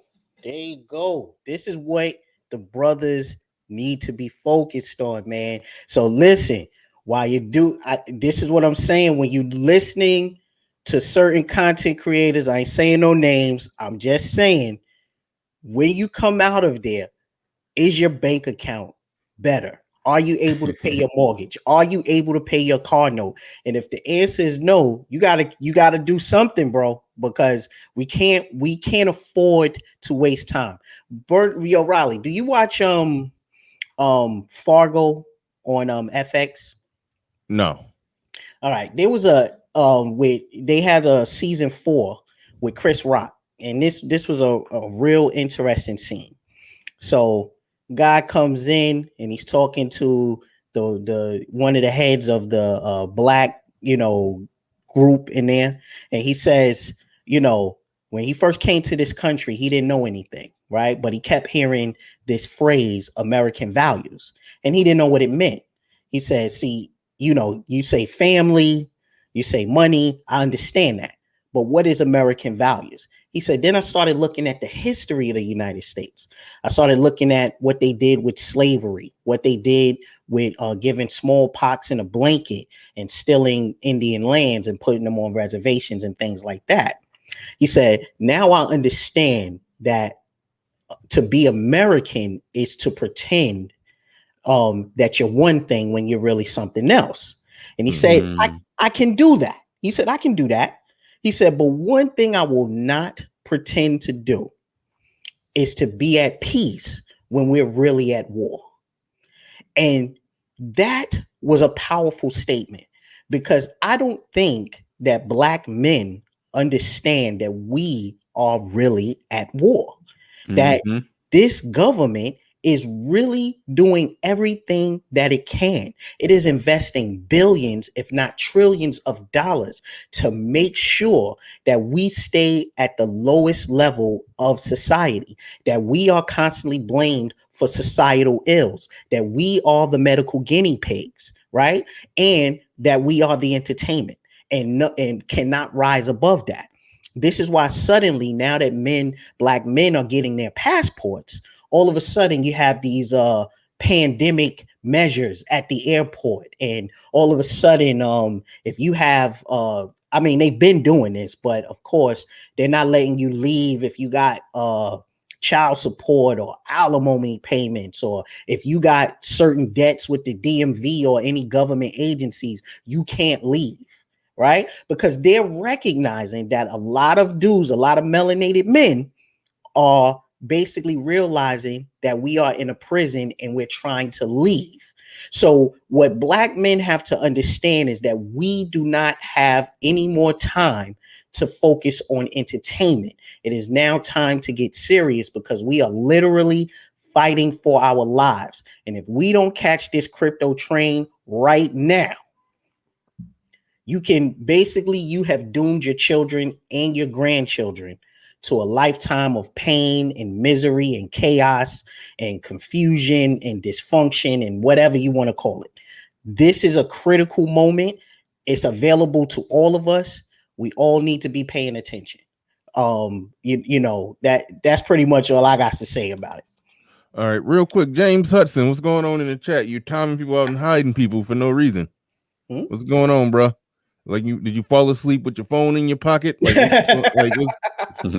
like no, that literally happened to somebody before. They fell asleep laying on, was rolling over on their phone, timed out half the chat. Like he just hitting everybody for no reason. I might have to temporarily snatch your wrench till you wake up. Yeah. But all right. Let me. I mean, I think, like, you know, yeah, go ahead. Others black men are losing because we don't know that we're actually playing the game. You know, we don't realize that we're actually in a game. And part of the game is about, as Oheen said, keeping us distracted. You know, in investing, there's a thing called opportunity cost, and opportunity cost is basically, you know, how much are you losing out on your investment? So, for instance, if you had an asset A that gave you 100% return, an asset B that gave you 200% return, if you invested in asset A, your opportunity cost would be 100% because you're missing out on 100%. So this not only happens when we're talking about money, but this also happens when we're talking about time. So if you think about the amount of time that brothers are spent, you know, talking about H to the Izzos, talking around in circles, talking about, you know, what they want and what they don't want, talking about, you know, watching videos of them twerking and clapping and spending money on them. Like, think about the opportunity cost that you know, that money could have been better invested into ourselves. Imagine the conversations we could have been having if we was talking about, you know, investments and, you know, building things, building institutions and building communities and societies, and instead of tricking off all that money on OnlyFans and putting it into some kind of investment or in something that builds us, you know. You know, as you said, we are men, we're supposed to be builders, we're supposed to be producers. Talking around all day is not really producing nothing. If that, you know, all that energy had been put into something to manifest something, you know, we could actually done real help and real change for the brothers. Yeah, man, it's crazy. I just recently did a stream just trying to understand how a chick, a ratchet looking white chick that remind me of the white girl from Hustle and Flow, got that meal. how she can make $1 million. What, it was $1 million in 6 hours. I'm like, no. and I don't think it's a market for white dudes who like trashy white chicks. So I'm sitting there, that's what I was really trying to poke and prod at. Was it brothers that threw that $1 million at her? I believe so. Trying to figure out. I can't prove it, but that's really what culture. I was trying to figure out. I believe so. Making it rain is our culture. Yeah. We have basically overvalued the vag, and like I said, you don't need to be angry at women because it's not women's fault. They are doing what they are programmed to do, right? What you should really do is go look in the mirror and curse that person out, because you make the things that they do possible, right?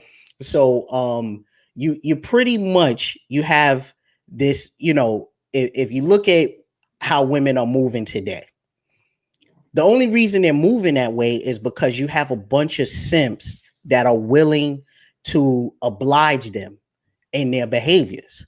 So instead of focusing, like you just said, Riley, when you look at it, if you look at what the white boys are talking about, the white boys are talking about this money. They're talking about how to increase your gains. They're talking about how to stake your coins, how to invest in this market.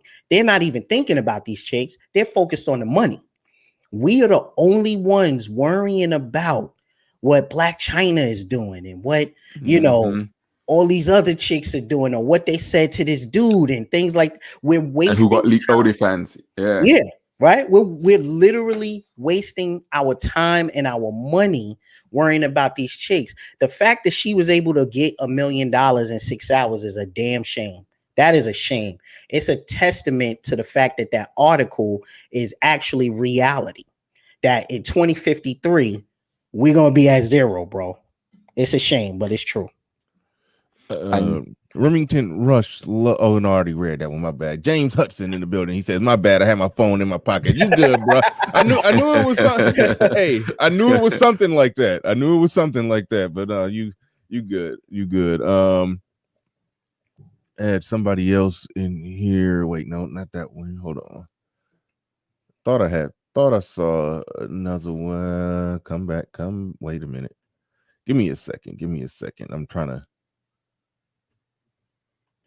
Right there. Jamak says apps like Binance, Coinbase, Exodus, Whitebit, great for newcomers using MetaMask unit. Man, it'd be so much stuff out here, man. I ain't even familiar with half of this shit, man. I'm still. I mean, I'm throwing money on coins, but I mean, it's still some of the lingo, man. It just. I mean, Yeah, I do agree. It's MetaMask. it's so much stuff where you got to niche down. So someone Yeah. may know about NFTs, but not too much about DeFi, and there's so much avenues in the crypto space that it's hard to keep up with everything. Yeah, I can't. I mean, I have my few little coins. I got Mhm. got my little money on, and then that's where I'm at with it. And I'm looking at a few more coins. I mean, Oheen keep mentioning that fun fair. I'm gonna have to throw some money on it. So when you make $1 million off fun fair, I want to make at least 20,000. That's my girlfriend. Leave my girlfriend alone, man. Nah, you got to share her a little bit. You got to share her a little bit. But nah, I'm probably put something on Funfair. But Red Sings the Blues is focusing on the coins and future investments. Absolutely. Shout out to that young man. This is what Yeah. I'm talking about. These young men, they're starting to understand the code to this game. And young men like him, young men like No Limit Eddie, who else we got in our crew? Rain Guard Beats. We got a couple young dudes soaking up this game, man, which means that they are going to create a better future, man. And that's what we need.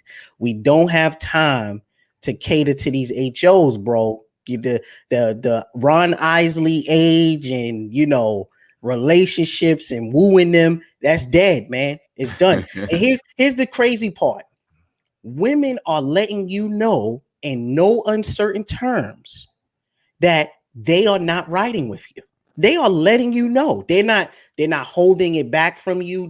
They're letting you know they don't need you. They don't want you.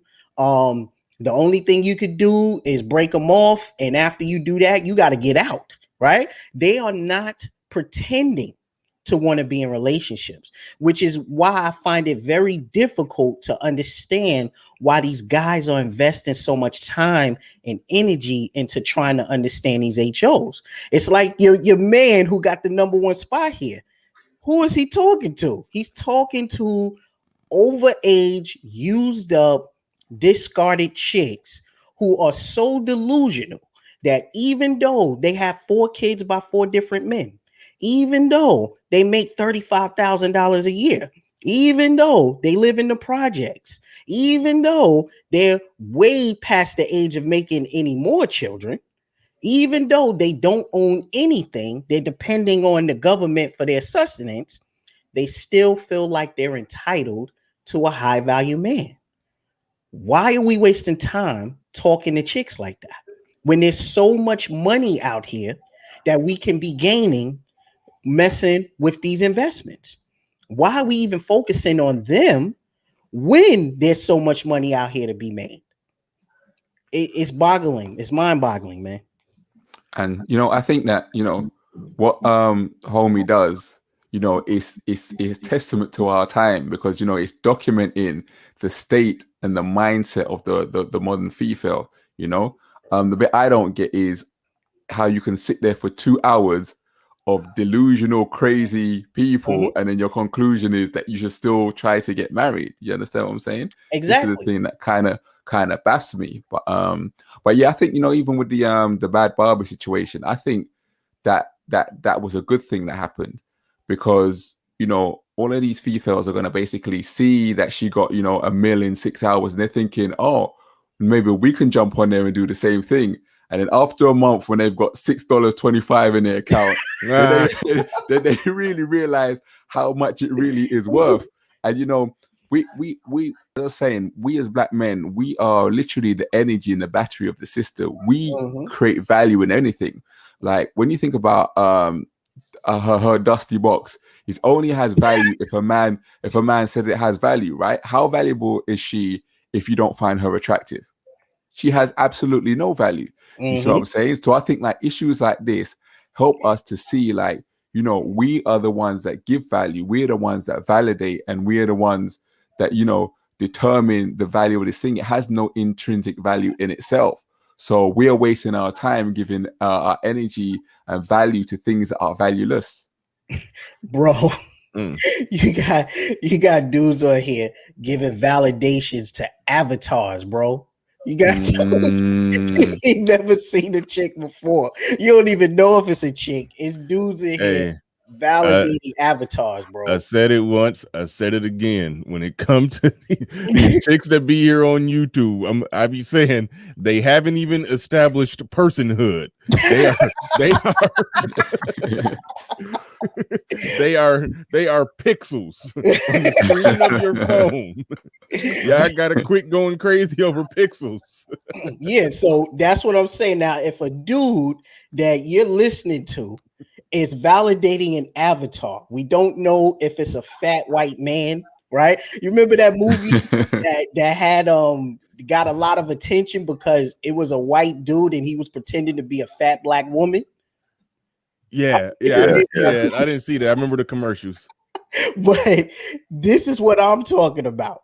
Is we don't know if it's a fat white dude or what, but dudes give it validation. Is that somebody you need to be listening to? Meanwhile, the gang over here is, look, Raleigh, we're getting ready to be millionaires, bro. Like, I'm not even playing with you. Like, we are getting ready to become millionaires. It sounds crazy to say that, but that's the reality. Once this market goes parabolic, we're getting ready to be millionaires, bro. So you want to listen to dudes that are filling your mind with this garbage and nonsense, and when you come back from that session, you still have to pay your rent, you still have to pay your mortgage, you still have to pay your car note, as opposed to listening to some dudes who are actually out here making money every day. Like, make that make sense to me, bro. Make it make sense to me. I got a bunch of brothers in here right now that are sitting here with you who are basically a testament to the fact that since we got together and worked on this project, they are in. I got a brother that he said because of me, he threw his last $50,000 into the market and he turned it into $200,000. Damn. Come on, bro. Damn. Hey, mods, drop be spamming out the links, because I see people pulling up asking what's the guy's YouTube channel. I don't know whose channel he's talking about. Probably talking about, he asked it while Oheen was talking, so he might probably be talking about Oheen. Oheen's channel should be spammed out through the chat. So make sure y'all put his stuff up there, put the links out there, put Lynell's link out there. I don't think Focus got a YouTube channel, and even though in the super chat's been covering them up, people don't even see him down there. But I just realized that, my bad. But look at Shinobi. He said, "I'm making money as we speak." See what I'm saying? Yeah, be dropping them links. Batman Beyond says, what apps does Oheen use? And real quick, Ike in the building. Ike, email me. What are we talking about tomorrow? We didn't even go over exactly what the topic is tomorrow. So send me an email so we can get that figured out. But shout out to Oheen. You can answer the question. They want to know what apps you use. But before you do that, Daryl L, I need your Patreon, Oheen. Not seeing a link. Yeah, send them links. Get them links out there, mods.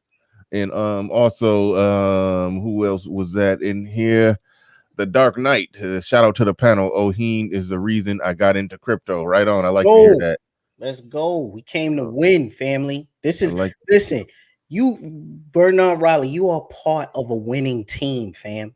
You came to win. You here with us. That's what we came to do, man. And this is what I'm saying. Like, yo, I wish I could tell you that I'm just a hating dude, man. I'm just mad that dudes are getting views and people are watching their streams and all that. I wish I could tell you that. But when I look at these accounts, man, when I look at these portfolios, I'm thinking to myself, I need these brothers to know what is going on. We can't be the only ones sitting here on these type of games, man. We can't be the only ones. Listen, I understand these guys' pain. I understand that you hate your job. I know that you hate the idea that you may have to do it 15, 20, 30 more years. I know you hate that.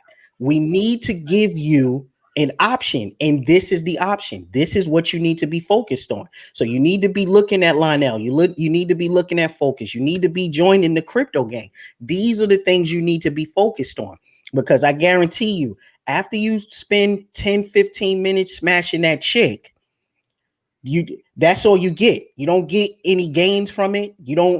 None of that. Meanwhile, we're making money while we sleep, literally. Like, I told the fellas this before. I remember one time I was at work, but the kids were on a trip and we were in Central Park. And I'm watching all these white people, they jogging and reading books and, pushing the stroller and all kinds of stuff. They was doing everything but looking like they go to work. And it bugged me out, because I'm thinking, yo, it's the middle of the day, it's Wednesday. Why aren't they at work? I never understood the concept of making your money work for you. I never understood that. I never understood that's what they were doing. I went to an Apple store and this little white kid with a holy t-shirt and holy jeans walks into the Apple store and he picks up 2 Thunderbolt monitors and he just takes it to the front and he walks out. Can anybody tell us how much a Thunderbolt monitor costs right now? It's ridiculous. It's astronomical. He took it to the front. He gave him the card. Boom, boom, boom. He was out. That was the moment that I realized we have been doing it backwards all of our lives. We have been giving our 8 hours or more a day to a system that does not respect or appreciate what we do. We're giving our time for money instead of taking our money and making it work for us. The crypto game makes money every night. When we wake up in the morning, most of us have our coin staked, whether you're with Cardano, TRX, Synthetics, whatever it is, VeChain, take your pick.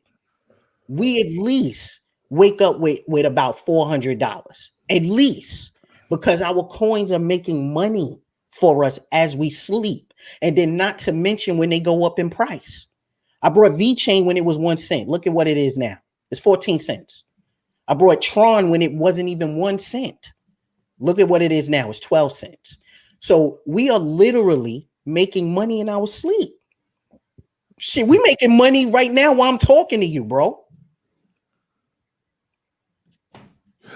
Red Thing. Oh wait, hold on. Somebody had asked the question. What apps do you use? I don't know if you answered. Oh well, Lynell said that, like, basically, when you first getting into this game, unfortunately, I don't respect them, but you do have to try. You have to get started with places like Coinbase or Binance.us, eToro, Gemini Exchange. These are the ones if you're new to the space.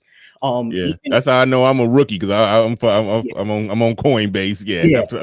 I'm still a rookie. Yeah. But go ahead. And then as you go deeper, you can go to the Uniswaps and the MetaMask and stuff like that. Once you get the hang of it. So when you initially get in, you start with the centralized exchanges. They are much easier to understand. They have the easy flowing interface. And when you become a professional, you go to the decentralized exchanges. So that would be my advice. Mm-hmm. Red Sings the Blues back in the building with another super chat. Shout out to him. He's doing good stuff on his channel. He was just doing O'Shea. You want to make sure y'all subscribe. In fact, Red, go ahead and drop your link in there. People need to go subscribe to you if they ain't already. He says, I wish I had met Oheen when I was 18 and working minimum wage. I didn't make IRA investments, Dow Jones, and crypto investments till I was 24. Shout out to you. Yes, definitely this stuff, man. You young, Yeah, soaking up this information young, man. You gonna yeah, man. have a nice life ahead of you. I wish I was your age Yeah. doing this. But hey, the brothers deserve. Listen, this is why I'm talking about Lynell and Focus. Lynell and Focus, right? If you are a working individual, they're going to teach you how to do what they're doing from a beach. Think about that in another country. They're going to teach you the skills where you can do that while you're on the beach and then go and run around. And if your thing is chasing women, you can do that, right? But you got to get the fundamentals down first. So, like I said, do you want to deal with women from a position where you have to lie to them and kick game because you don't have the financial security and the confidence? Or do you want to do it from a position of money is not an issue, I don't care about anything, I'm just enjoying my life, and have them come to you? Because that's what I'm saying. The game part means that you have to chase them. That's a losing strategy. But if you are building your wealth, if you're building your financial stability, you have confidence, which draws them to you. You don't have to buy women. You don't have to take them out to eat. You don't have to take them out to dinner. All you have to do is be genuinely confident and have some type of resource to stand on, and they will audition for you. Yeah. I mean, even the equation of, you know, crypto plus passport equals freedom. When we really look at it, crypto, as I always liken it to, is the time stone, and the passport is the space stone, right? Because once you have your passport, that's how you master your position in the world. You can be anywhere in the world once you have the passport. Equally with crypto is a time stone because you gain your time back, right? When I'm doing trading, I trade 20 minutes a day, and that's my work done for the day. So, and because this is all done online, you know, I can be with the crypto and the passport, I can be anywhere in the world at any time of day, and that's how you get freedom. Right on. Yeah, that's an inside joke on the screen. I don't know if you was watching. About No, what's that? the You have to bag. tell me that later. You was talking about having your money and your wealth and all of that get the girls, but you know, someone very eloquently stated that you just need a bag of weed, and then you're gonna get what you want. You pull up and take somebody. Bitch, you got a bag of weed. They take it. He said, "No, you could. No, I think it was you could have all that money and success. Some dude with a bag of weed could pull up and take your woman." So yeah, that's that's the thing. If successful men, they're not focused on that. Oh man, hold on one second. They're not focused on that. They're not putting claim to these chicks because they're busy chasing their wealth. So like if I see, like if I smash a chick and I see her with another dude, that means nothing to me because I'm not invested. Now, if you a blue pillar, if you a simp, if you buying that WAP coin, then once you see that, you crying, you angry, you want to fight, you're emotional, you know, you're doing all of those things. That's why I'm saying, like, in order to get into this game, you have to get rid of that mindset. You got to stop focusing on these women. And like I said, I'm not trying to speak bad about women because they're doing what they were programmed to do. It's men who invest in them and expect that return. I did this stupidly. I told you I bought a house and everything. I was believing in the dream and everything. We was going to have kids and a white picket fence and everything. Oh man, you bought a house, man. Oh man, Yeah, I can't believe man. you over here. I can't follow you no more. No, I'm But it fell apart, right? Now, initially I was angry and I wanted to blame her. But then I had to go look in the mirror and realize it was my fault because she was showing me who she was. But I thought that I could love the HO out of her. That was my arrogance and my stupidity. You know what I'm saying? And that's why I'm saying women are not lying to you. They're not lying to you. They're showing you who they are. That's why dudes need to thank the feminist movement, because without that, you would still think that there's something other than what they're actually showing you. The fact that they're out here sleeping with a bunch of dudes and materialistic and all of these things, this is who they really are. So they're letting you know, if you want something better, you need to put us in the rear view. But if you want to get in trouble, then you in the right place. And it seems like in this sector, dudes just want to waste time. They want to get stuck with these chicks. They're basing who they are on the amount of women that they sleep with. Meanwhile, everybody else is getting rich. Make it make sense, bro. Coach Ali's corner in the building says, as a married man, women aren't my issue, but I was tricking on fast food, man. Don't even get me started on that one. Yeah, that's took my fast food budget and went to crypto. Good for you. Now I make money while hitting the gym. Lost 25 pounds. Priority. That's hashtag health is wealth. Absolutely, man. Absolutely. That's what I'm talking about. Here we go. We got Anthony Banton in the building, member number 423 to the crypto gang, still awaiting that one-on-one, brother Oheen. Are you serious? Yo, send me a message right now. I will talk to you once we're done with this show, man. So send me a message on Patreon right now, Anthony, and I will talk to you right after this show. I promise, bro. Good stuff. That's my biggest problem, man, is trying to get these one-on-ones out the way. Like right when I get done, a bunch of other dudes just come. You know what I'm saying? So sorry about that, Anthony. Send that message. I will hook up with you after the show. Right on. Good stuff. Man, we 2 hours in the game. I ain't even been telling people to get the likes up. The views almost at 300.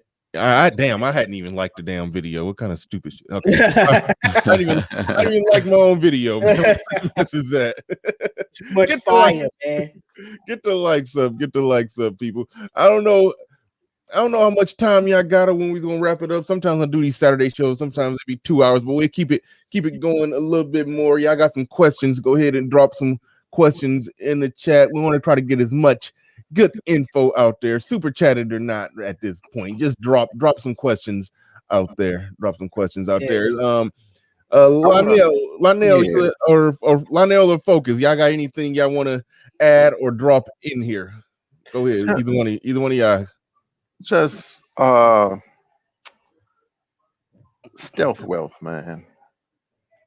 Just to sum up a lot of stuff that was said today, when you start to get your piece of the pie, your piece of the money, stealth wealth. You don't have to be gaudy or audacious and buy big old Invictus watch that look like a tank on your wrist. You stealth wealth. Just enjoy, like Oheen said, when he was out in midday in New York, people were just out, and you think, do these people got jobs? And they do, because they look like they got jobs, meaning they're not stressing.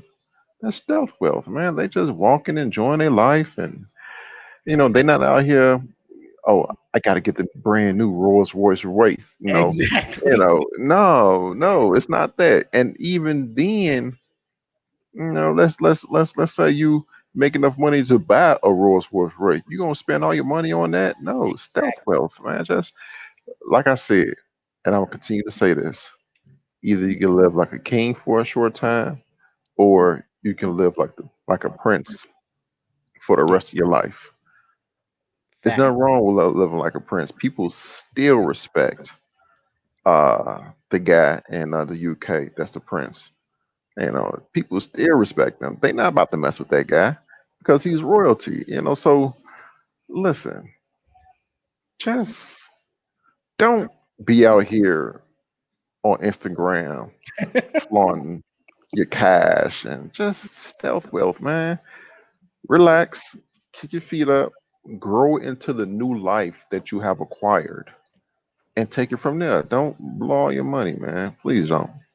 He's speaking nothing but facts. That Uh, that is a losing game, and that's why so many rappers and athletes go flat broke after they leave out of the league or after they no longer popular in music because look at what they're doing. Like I showed a video about this. It's interesting that you spoke about it because these dudes are getting diamonds on their chains and they walk around with these big rings and they In their wearing forehead.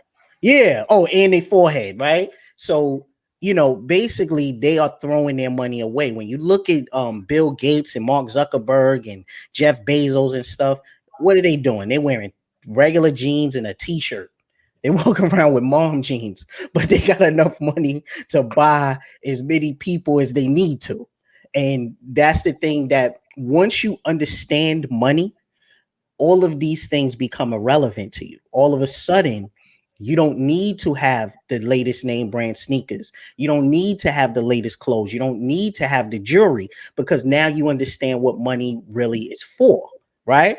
When you get to this point where you can buy people, that right there should change everything in your life, right? As a matter of fact, wealthy people get a lot of the things that you guys pay thousands of dollars for free. So think about that.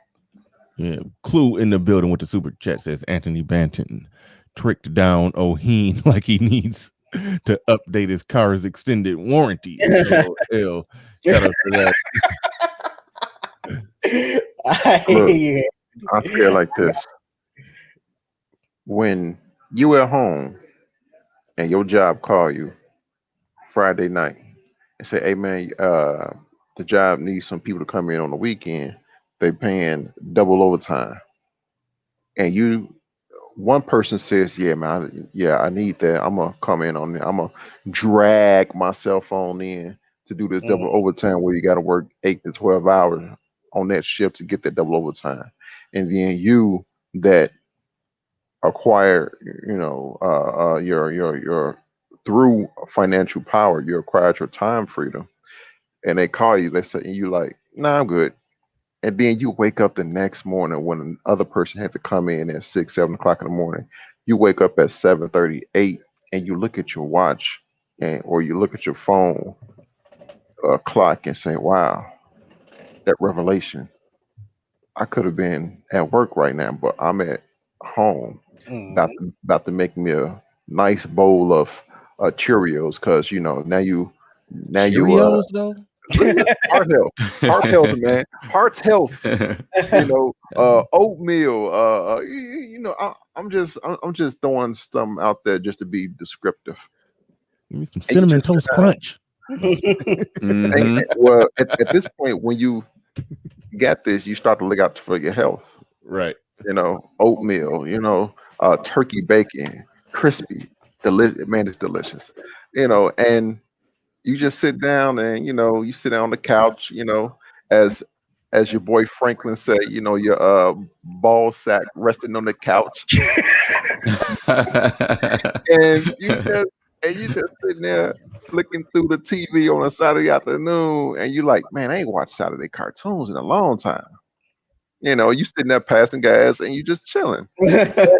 That revelation right there, you just added time onto your life, because you don't have to Mm. drag yourself in to work 8 or 12 hours and on a Saturday, then go back Monday for the same BS. And you don't have to deal with whatever job politics that went on that Saturday, or you ain't got to listen to nobody else's crap.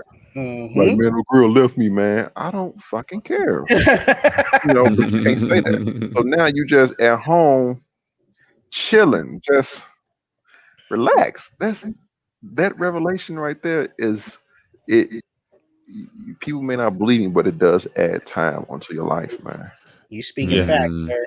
Yeah, good stuff. Young J 216 back in the building with a super chat says need more finance shows fam. Yeah, definitely working on that because I definitely enjoyed this. We got Darius Harper in the building says, do you see Ethereum passing Bitcoin after Visa investment? Well, Um I know the Winklevoss twins, they see Ethereum in the future going as high as 78,000 per coin. Now that might change because they're instituting a new protocol that will actually start burning Ethereum tokens, which will bring down the max supply or in the circulating supply. So it might be higher, but I don't know if it can pass Bitcoin at this point because they're using Bitcoin as the version 2.0 of gold. So right now it's at 60. But I do just want to say, remember when I was telling you guys about that XRP? Because it's looking really crazy right now. Shout out to all my XRP dudes. Put a one in the chat if you own some XRP. Because boy, it went down to 18 cents and dudes were afraid to buy it. I told the crypto gang, buy that XRP. Look at it now. And that was a couple of months ago. Shout out to the XRP. And look at all of these ones. This is what I'm talking about. I wonder if it's going to reclaim its number 3 spot. That'd be beautiful to me. Oh, once they relist it, it's going to be madness. Madness.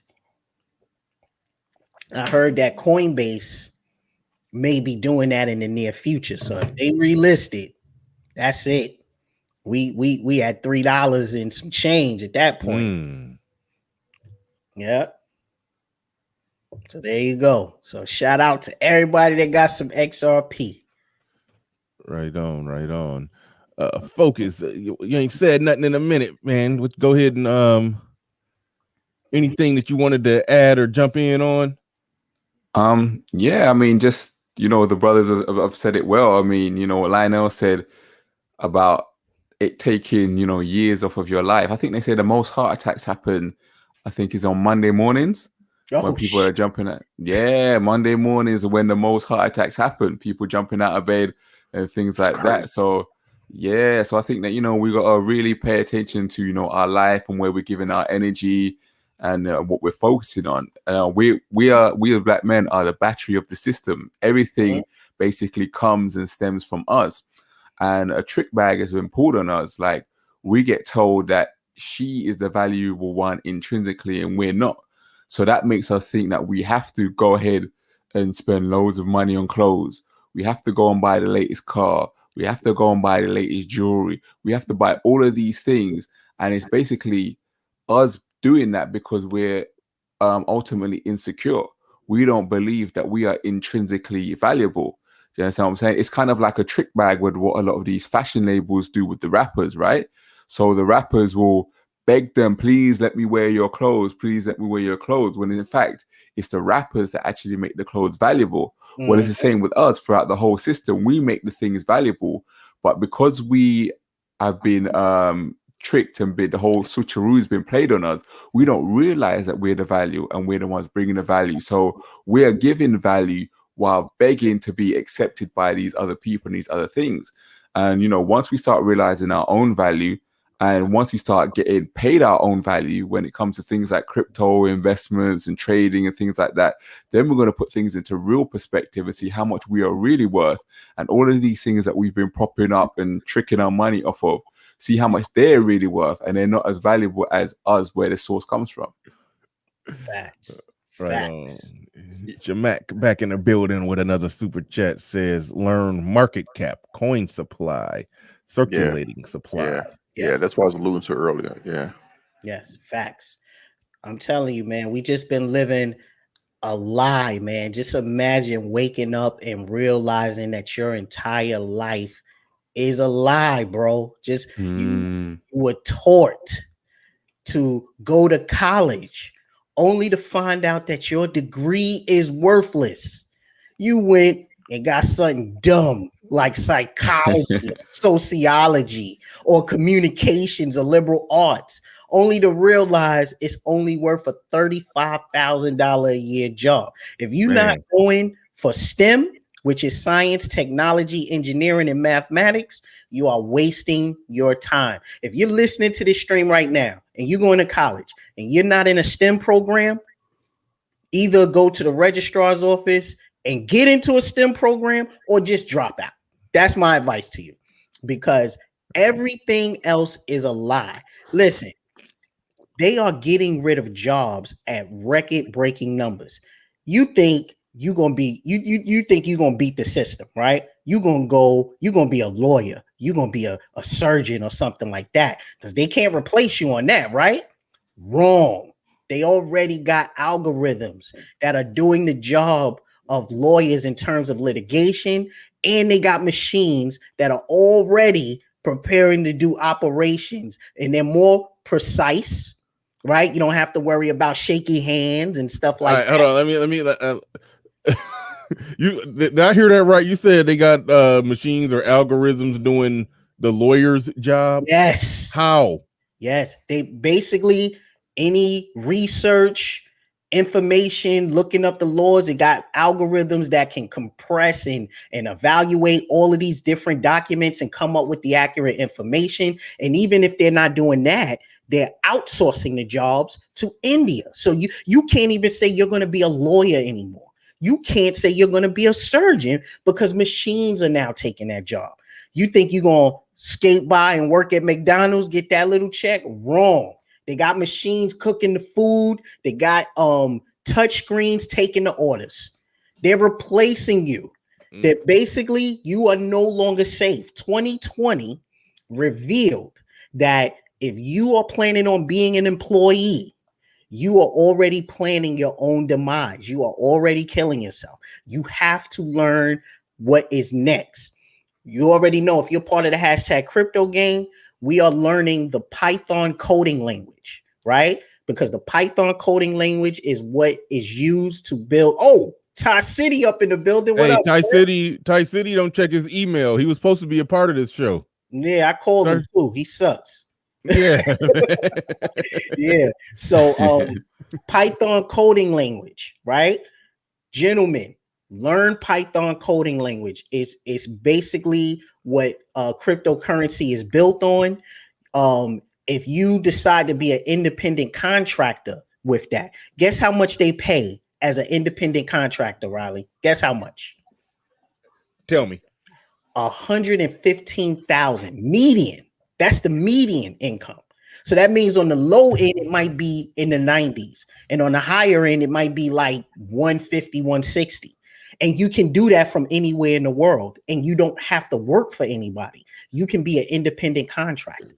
So these are the jobs that are now going to be available, right? Everything that we previously had in the old world is now dead. So if you planning on being a teacher or a doctor or whatever, right? Those jobs are going away quickly. So all of these women, the reason they want to get rid of their debts is because they learned that the hard way. They owe $100,000, but the job that they get pays them $30,000, and they don't need as many people anymore. So you're starting to see that. Even if you're a truck driver, they got self-driving trucks. If you're trying to be a taxi driver, they got self-driving cars, right? If you're trying to deal with shipments and stuff like that, machines are doing that. If you're trying to make deliveries, they got drones doing that. The world is changing at a rapid pace, and if you're not prepared for the next iteration, you are going to be left out. And this is why we are pushing cryptocurrency. This is why we are pushing learning Python coding language. This is why we push STEM programs, because that is the future. If you're not in any of those things, you might as well just go ahead and build you a tent underneath a bridge, because that's where you're heading. And like Bernard, like AI is so advanced nowadays that you could say something like, build me a Bernard Riley site in the form of cryptogang.com. And the AI, just from saying that, would know how to take all of your information and build it in a style that would be similar to the cryptogang.com. Exactly. This is moving at a rapid pace. So like I say, even they got Elon Musk and all of these dudes, they're already testing out self-driving trucks. They're already testing them out. They're testing out, you already know they're testing out self-driving cars. You already know that, right? Yeah. So all of these things are going to replace people. So if you are not, either you're learning how to build them, program them, or fix them. If you're not doing any of those things, you are left out in the cold. You are living in the street. You better learn how to either build them, program them, or fix them. And if you don't know how to do none of that, you're gonna be out in the cold. Yeah, you keep talking like that, we're gonna end up getting in that UBI territory. Like where you at on that universal basic income? That's basically that's what essentially what you're saying is that's what's coming. That's universal the goal. basic income. That's what they're trying to just get to the point where Absolutely. That is the goal, right? This is why they're making men more feminine, right? Because they don't want you fighting against them, right? Manly men, they fight against the injustice. They're watching the government. Why do you think they're trying to find ways to alleviate people of having weapons and things like that? They're trying to institute, because they understand that public assistance, Section 8 housing, and all that, it works so well when you gave it to women, right? Because once you give people things, they don't have any drive to achieve. And that's why 2020 was such an excellent year, because it threw everybody in the cold. It forced you to sink or swim, right? It's kind of like, like with Black people after the Civil War. We Black people were literally thrown in the cold after that. It was like, okay, now y'all free. Well, y'all better figure something out or you're going to starve. And that's why from the time of the Civil War up to the 60s, Black people had their own record labels. They had their own hospitals. They had their own law firms. They had their own banking institutions. They had their own transportation system. They had their own communities, everything. It was only lost when we started talking about this integration BS, right? Once we started talking about integration, all of a sudden, all of our businesses, all of our accomplishments disappeared. But all of those things were created because the government wasn't giving us anything. What did they learn from that? They said, damn, if we leave them to their own devices, they will create things and they will build and they will, they will create their own communities. What we have to do is get them dependent on us. And then that's when welfare came in and it said, you can have this free money, but you got to get the men out of the house. And then that's what they did. That's what universal basic income is doing now, but it's going to be for everybody. So we'll give you free money. Just stay at home. Don't do anything. Because as long as you're not competing, they don't have to worry about you fighting against them because you're depending on them. You already know the saying. You give a man a fish, he eats for a day. You teach him how to fish, he eats for a lifetime. So that's what universal income is about. Right on. He says, you're preaching on Saturday. You're preaching on Saturday. Yeah, man. No, good stuff, man. Good stuff. He said that's 80,000 pounds on an open road being driven by itself, surrounded by human drivers. That's a deadly accident waiting to happen. Man, that's how I feel about those self-driving trucks. But that's the thing. You got to get off the road. You got to get off the road. Listen, you got to go, bro. The 80,000 pound truck is coming. You just need to get the hell out the way. No, what I'm saying is off the road altogether. Yeah. Think about it. Since the government, in whatever city you live in, since they started installing those cameras, right? What have people started doing? Now that they got those speed trap cameras, what have people stopped doing? Anybody? Speeding too much. Speeding too much. No, they just stopped driving. A lot of people are not driving anymore. They're leaving their cars. They might get a scooter or a bike or something like that, but they're not driving anymore. Because if you go over 25 miles an hour, you're going to get a $50 ticket or $55 ticket, right? They got the cameras hiding behind trees and stuff like that, so you don't know where they are. So you can take one single trip, and if you do over 25 miles an hour, you can end up owing the city $300 for one trip. So people are leaving their cars at home. They're starting to ride bikes and stuff like that. They're getting you off the road. This is what I'm saying to Black men. Pay attention. You are at war. You don't even know it. You don't even know that it's begun. They're getting you off the road. Look at how many people are getting their cars towed in the black communities, by the way, right? They're trying to get you off the road so you don't be in the way when the trucks are communicating with each other, when the self-driving cars are communicating with each other. They just need to get you off the road. And that's why the gas prices are going up. That's why they got all these cameras everywhere. That's why they're doing all of this to get you off the road so the cars can communicate with each other and the trucks can communicate with each other. Y'all got to pay attention, man. We at war right now. Pay attention. Do you guys have average speed check over there? Hmm? Do you have average speed check over there? We have things that check your speed and stuff like that, but there's a specific camera because we have like traffic cameras, but then we also have what they call average speed check. Yeah. So essentially what it is instead of it being one camera, they will track your car over a certain amount of miles. Mm-hmm. So you can't even just slow down for the camera, pass the camera at the speed. They will so they will literally give you the average of your speed. So they might measure you for the next 10 miles. So you're on a freeway. Yeah, so you can't even speed up or slow down. That's even worse. That's even worse. So you have to go the speed mile because they can calculate it between what time you reach the first camera and you reach the second camera. That's wild. Yeah, you can't even because we got the Waze and all those type of things. We'll tell you where the cameras are. You hit the brakes when you see the lines on the road, pass and speed up. Yeah, you can't do any of that anymore. Also, over here we got a thing called congestion zone. So essentially, what it is, it's a certain area in the center of London where they've ruled out that. Hey, hold on. I'm about to step away for a second, fellas, but go ahead. Y'all got it. Mm-hmm. Go ahead. Yeah, like it's an area in the center of London. Like if you go into that in the daytime, you have to pay money. So literally, you can't drive in a certain area of London without paying money. And the crazy thing about it is, I've got people that actually live in the areas that they've called a congestion zone. And even if you live in there, you're not exempt from paying it. So you still have to pay it, even though you lived there originally and they made the zone around you. Like my cousin, he's got to pay every day to literally drive to his own house.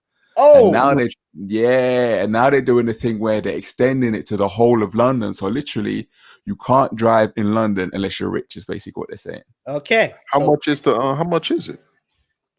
I think it's something like.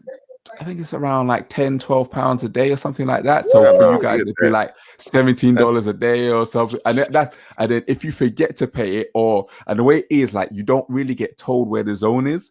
So it's the type of thing you might be just driving down the street and all of a sudden you see the congestion sign. There's no way for you to turn around. You can't back out. So you're forced to go into it. And now if you don't pay it within 3 days, it goes up like 300% or something crazy like that. And you can get hit with that.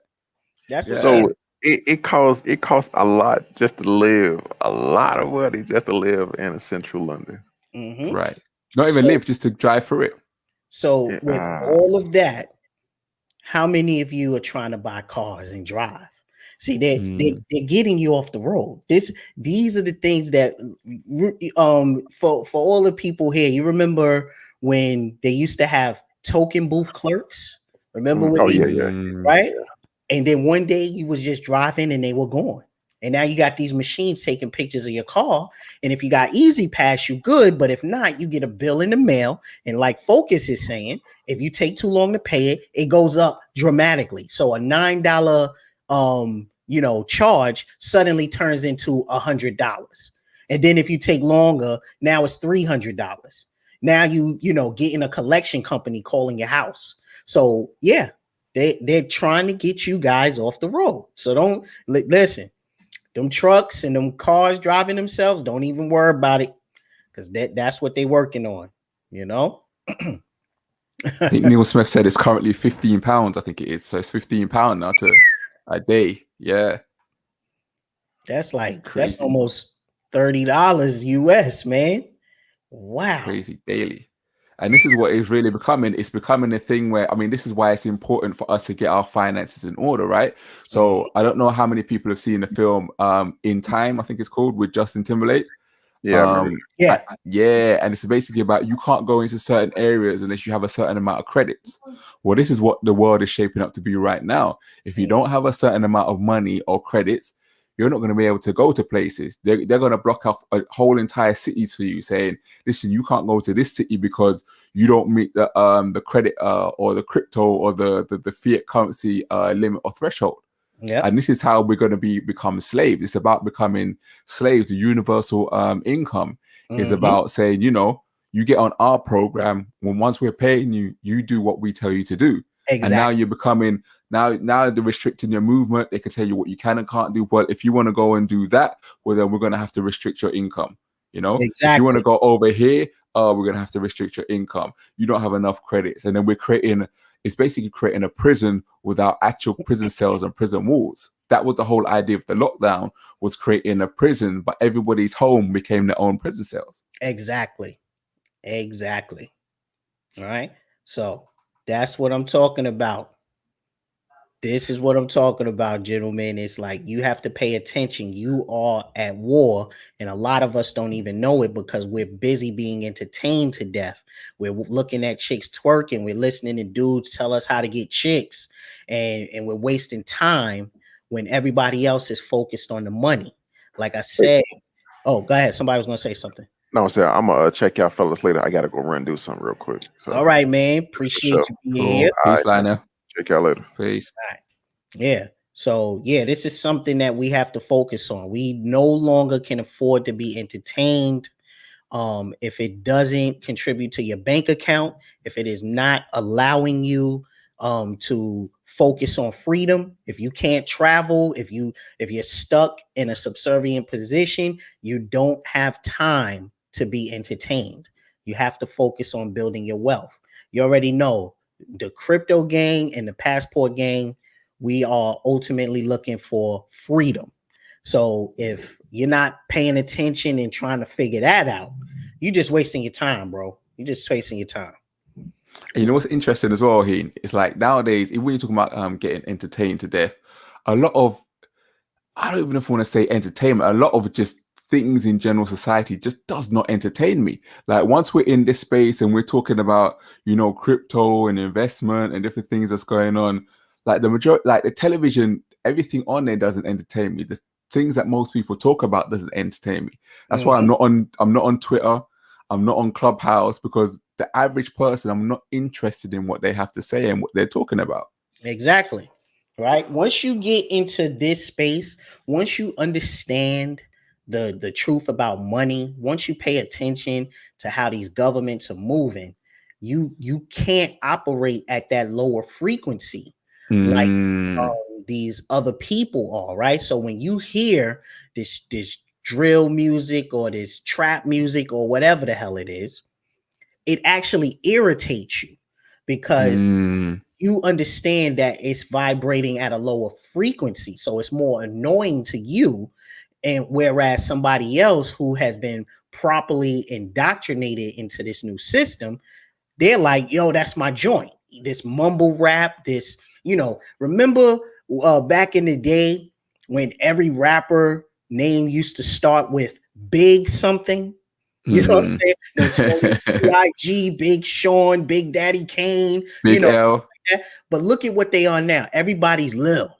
Everybody's Lil Wayne, Lil Drippy, that's Lil Uzi. Yeah. yeah. These are the signs that these dudes are feminine. They don't have the the confidence that men once had, because being a man was a representation of a certain stature. But when you don't have that confidence because you're mostly raised in a single mother home and all you're getting hit with is that estrogen energy, she's emotional, she's crying, she's angry, all of these different female emotions, and now you're raised like that. Now you're calling yourself Lil Uzi Vert, Lil whatever, right? Because you're not a man. You are still in that child mindset. You know what I'm saying? So that's what's going on in society today. They are engineering men to be more feminine while engineering women to be more masculine. And that's why they gave all of these women these careers and things like that, because now they're more manly and the men are more feminine. You know what I'm saying? In my own lane in the building with the super chat. I don't even know if y'all already acknowledged this or not when I stepped away, but he Nah. say they are doing that in Ohio with these so-called safety corridors. Yeah, I was talking. I think he's talking about what Focus was talking about. That was wild. Mm. We also got Darius Hopper back in here. He says, "What's the downside? Excuse me. What's the downside of using Coinbase?" Oh, he got stories. It's terrible. They owe me. Listen, Coinbase owes me like $15,000, bro. Straight up. I haven't been able to get to that account in 6 months, and I've been going through the proper channel. Wait, why haven't you been able to get back into the account? So, I spoke about this before. Somebody had hacked and tried to clone my cell phone. So what they was trying to do was they were trying to hack it so they could get access to the coins and transfer them out. And what started happening, I got the notification immediately that I was signed out. So what started happening is we were playing tug of war for the account. And then the account instantly locked by itself. So it didn't matter who had it, you couldn't, it was shut down, right?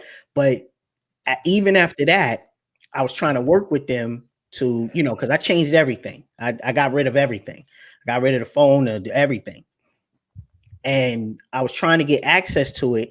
And basically, they told me to go through all these verification steps, which I did. But it's literally been like 6 months. And that account is now worth $15,000. And I haven't had access to it yet. So their customer service sucks. That's why I don't really like Coinbase. God damn. Yeah. I need to get off of there. I'm still on there. I tell guys all the time, don't leave your coins on any centralized exchange. Because you told me that. If you don't own the account, they can freeze it, they can close it, they can stop it at any time. Yeah, that's wild. That is wild, man. This was a excellent show today, man. We gotta do these a little more often. I hadn't had you on in a while. Hadn't had Lynell on in a while, and I just got to know Focus. Brother got a wealth of knowledge as well. But we about to wrap this bad boy up. I do want to say I think you got up to 330 people in here, and people be saying finance shows don't get views, man. People want this information. People be wanting this information, man. Yeah, man. They come kicking and screaming to it though sometimes, but they want it. They need it. They need it. It's funny when you be talking about don't want to leave that prison, don't know what to do when they get away from the prison. When that popped in my head earlier, I want to interrupt you because you was cooking. Remember on Shawshank Redemption? I know you saw that. Everybody saw that. Yeah. When homeboy had finally got parole and he just couldn't function with he couldn't deal with the freedom. He just hung himself. Yeah. Brothers be acting like that sometimes, man. We got to get out of that. Got to get out of that nonsense, man. Invest your money. And we're trying to, as Oheen say, we out here trying to win. But we gonna wrap it up. Do some closing statements. Focus. Go ahead and hit us with your final takeaway, final thoughts of the day, and then we're gonna go to Oheen, and then we're gonna shut it down. Yeah, I mean, I would just say to the brothers, stay focused. We're at a crucial point in history. You're at a point where you can make changes not only to your own life, but your future generations, your children, your grandchildren, your great-grandchildren. They could be having your name up in lights, your name up in plaques, talking about future generations. The things that you doing today can really try and change the course of history. A lot of us weren't alive in the gold rush era, and when a lot of these millionaires and billionaires and family fortunes were made. A lot of these long-term institutional wealth, the Rockefellers and all of these are passing down for generations, and we've been locked out of the system. This is a moment in history where, it's almost like a glitch in the system, or there's like a loophole in the system. And you have the opportunity right now, to make the decision to focus. I mean, you only got to focus for a couple years or so, and then you could, could dramatically change your life and the course of history. So I'd say to the brothers, um, recognize your value, your intrinsic value, and also where you put your energy and what you put your time and attention and money into. Put it into yourself, put it into something that's going to grow you, put it in something that's going to, grow the people around you and grow your brothers as well. There's cryptocurrency that's popping off. I do a lot around stocks. I do a lot around forex, foreign exchange currencies. I do a lot around commodities. If anybody's interested in learning that and learning the investment principles, I have a Patreon channel, patreon.com/focus on investing. That's patreon.com/focus on investing. And it's just time for us to shift the conversation from, wasting time talking around in circles on things that ultimately don't matter and don't benefit us. And let's, start building each other up as brothers and, start investing our time wisely. But focus, just to be sure, you don't have a YouTube channel right now, right? Not currently, no. Yeah, you got to on get that Patreon, going. no. You got to get that going. When you get it going, send me an email when you get it going, man. I promote brothers who doing valuable things. So definitely, I got plans. I'm just focusing on the Patreon brothers first and just getting the syllabus and getting brothers up to speed first, and then we'll kind of focus on other things after that. But right on. Oheen, go ahead and take us home, man. Go ahead and take us home. You got the floor. It's just like Focus is saying, man, you guys are alive at a time where you can literally rewrite history. You can forever change your family's legacy. And all you have to do is be a disciplined individual, get rid of the materialism and the consumerism that you have currently. You don't need them damn sneakers. You don't need them damn clothes. You don't need that jewelry. You don't need any of that. You just need to focus on what gifts are being presented to you. As I keep saying, 2020 has shown you everything. If you are not a hustler after 2020, if you're not focused on building your own wealth after 2020, then there is no hope for you, right? 2020 has opened the door to make you see you cannot depend on being an employee and you cannot depend on the government. These things are no longer a area of security. They are now finite and they will leave you. You've learned that the government is working against you with Wall Street bets. The moment the regular everyday individual learned a cheat code against these investment firms and these hedge funds, the government immediately swooped in to make sure that the faucet for the average individual was turned off. So you know that this government is not for you. You know that the concept of employment is now a bad word. You can now, basically using individuals like Focus and Lynell, you can learn how to replace your job with just 20 minutes to an hour's time and go and enjoy the rest of your life. So these gifts are being presented to you. You have to do away with the foolishness and the nonsense and get serious about the future. As you know, the code, the equation is the hashtag crypto game plus the hashtag passport game equals freedom. So you guys are now in the best position to take advantage and control of your lives. You're in the best position to walk away from that job that you hate. You're in the best position to put that chick or those women behind you and focus on what's important. Now, of course, if you like losing, if you like getting up and going to work every day and working for a dude that's getting rich off of your exploits, if you like being stuck and wondering how you're going to pay your bills, there's going to be a couple of shows that come on later today, and they're going to talk about women, and they're going to talk about how you speak to hoes and how to dress for hoes and how to think for them. So if that's what you like, then keep doing that. But if you're tired of being stuck in a mundane rut, if you're tired of being trapped in this subservient position, if you're tired of pretty much being in this existence, this mundane existence, then you need to start focusing on your financial future, and you need to do away with everything else. So that's all I got to say about it. All right, Oheen, we bring in the heat as usual, and Darius Harper coming through at the buzzer with a super chat question. Oheen, you can go ahead and answer that one real quick before we get up out of here. He says, better alternative to Coinbase for beginners. Well, I would say Binance.us. I would say Gemini Exchange. eToro is another good one, right? So there's a few of them out there. Now, here's the thing.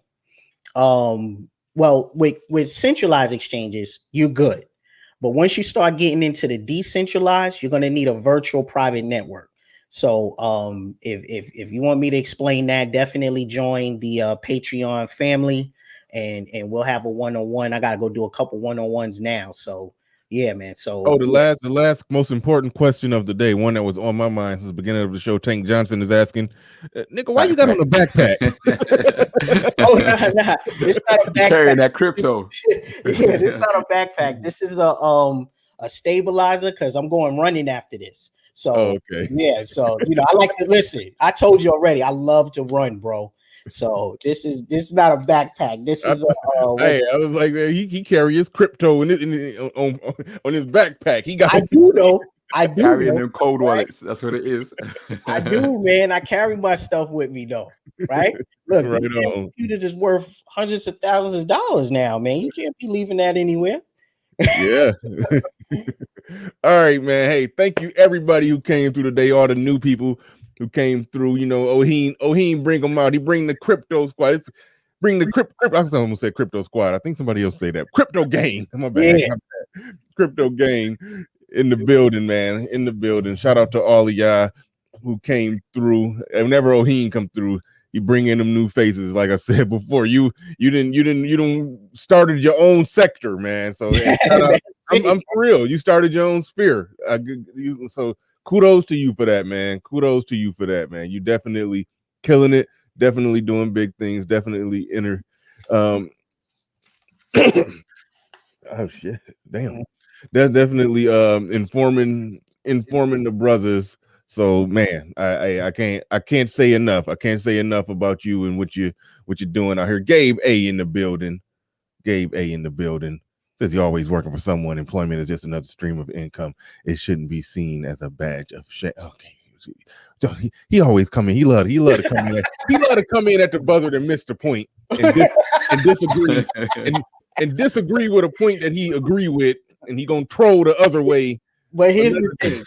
At the buzzer, no good. You remember that girl who was saying, shout out to Gabe A. That's she couldn't deal with a 9-to-5 dude. Yep, the same chick was talking to the opposite does. Yeah, yep. I think I did some content on that goofy. Yeah. But how about she was right? Right? She didn't know what the hell she was talking about. She was on some ignorant whatever, but she was right. Because what we have been taught from the time we were kids, right? Since we were in school, what have we been taught to do? To get a job. We've been taught to work for other people. We have not been taught to go out and adventure and experience life for ourselves. And as a result, we were told the best thing we could do was have a job. But why? Because the government wants you to have a W-2 form so they could take your money in advance. Yeah. They don't want you to be able to fill out forms and get tax write-offs and stuff like that. They want to take your money before you get your check and leave you with the scraps.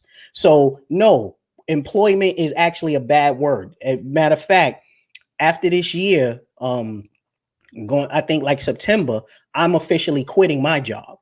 And they pay me well over $100,000. But I'm officially quitting my job and I'm leaving New York because I'm focusing on the crypto game full time, because employment is bullish, bro. It's bullish. You got to work for yourself. In this new society, there's no room to be an employee. That day is done.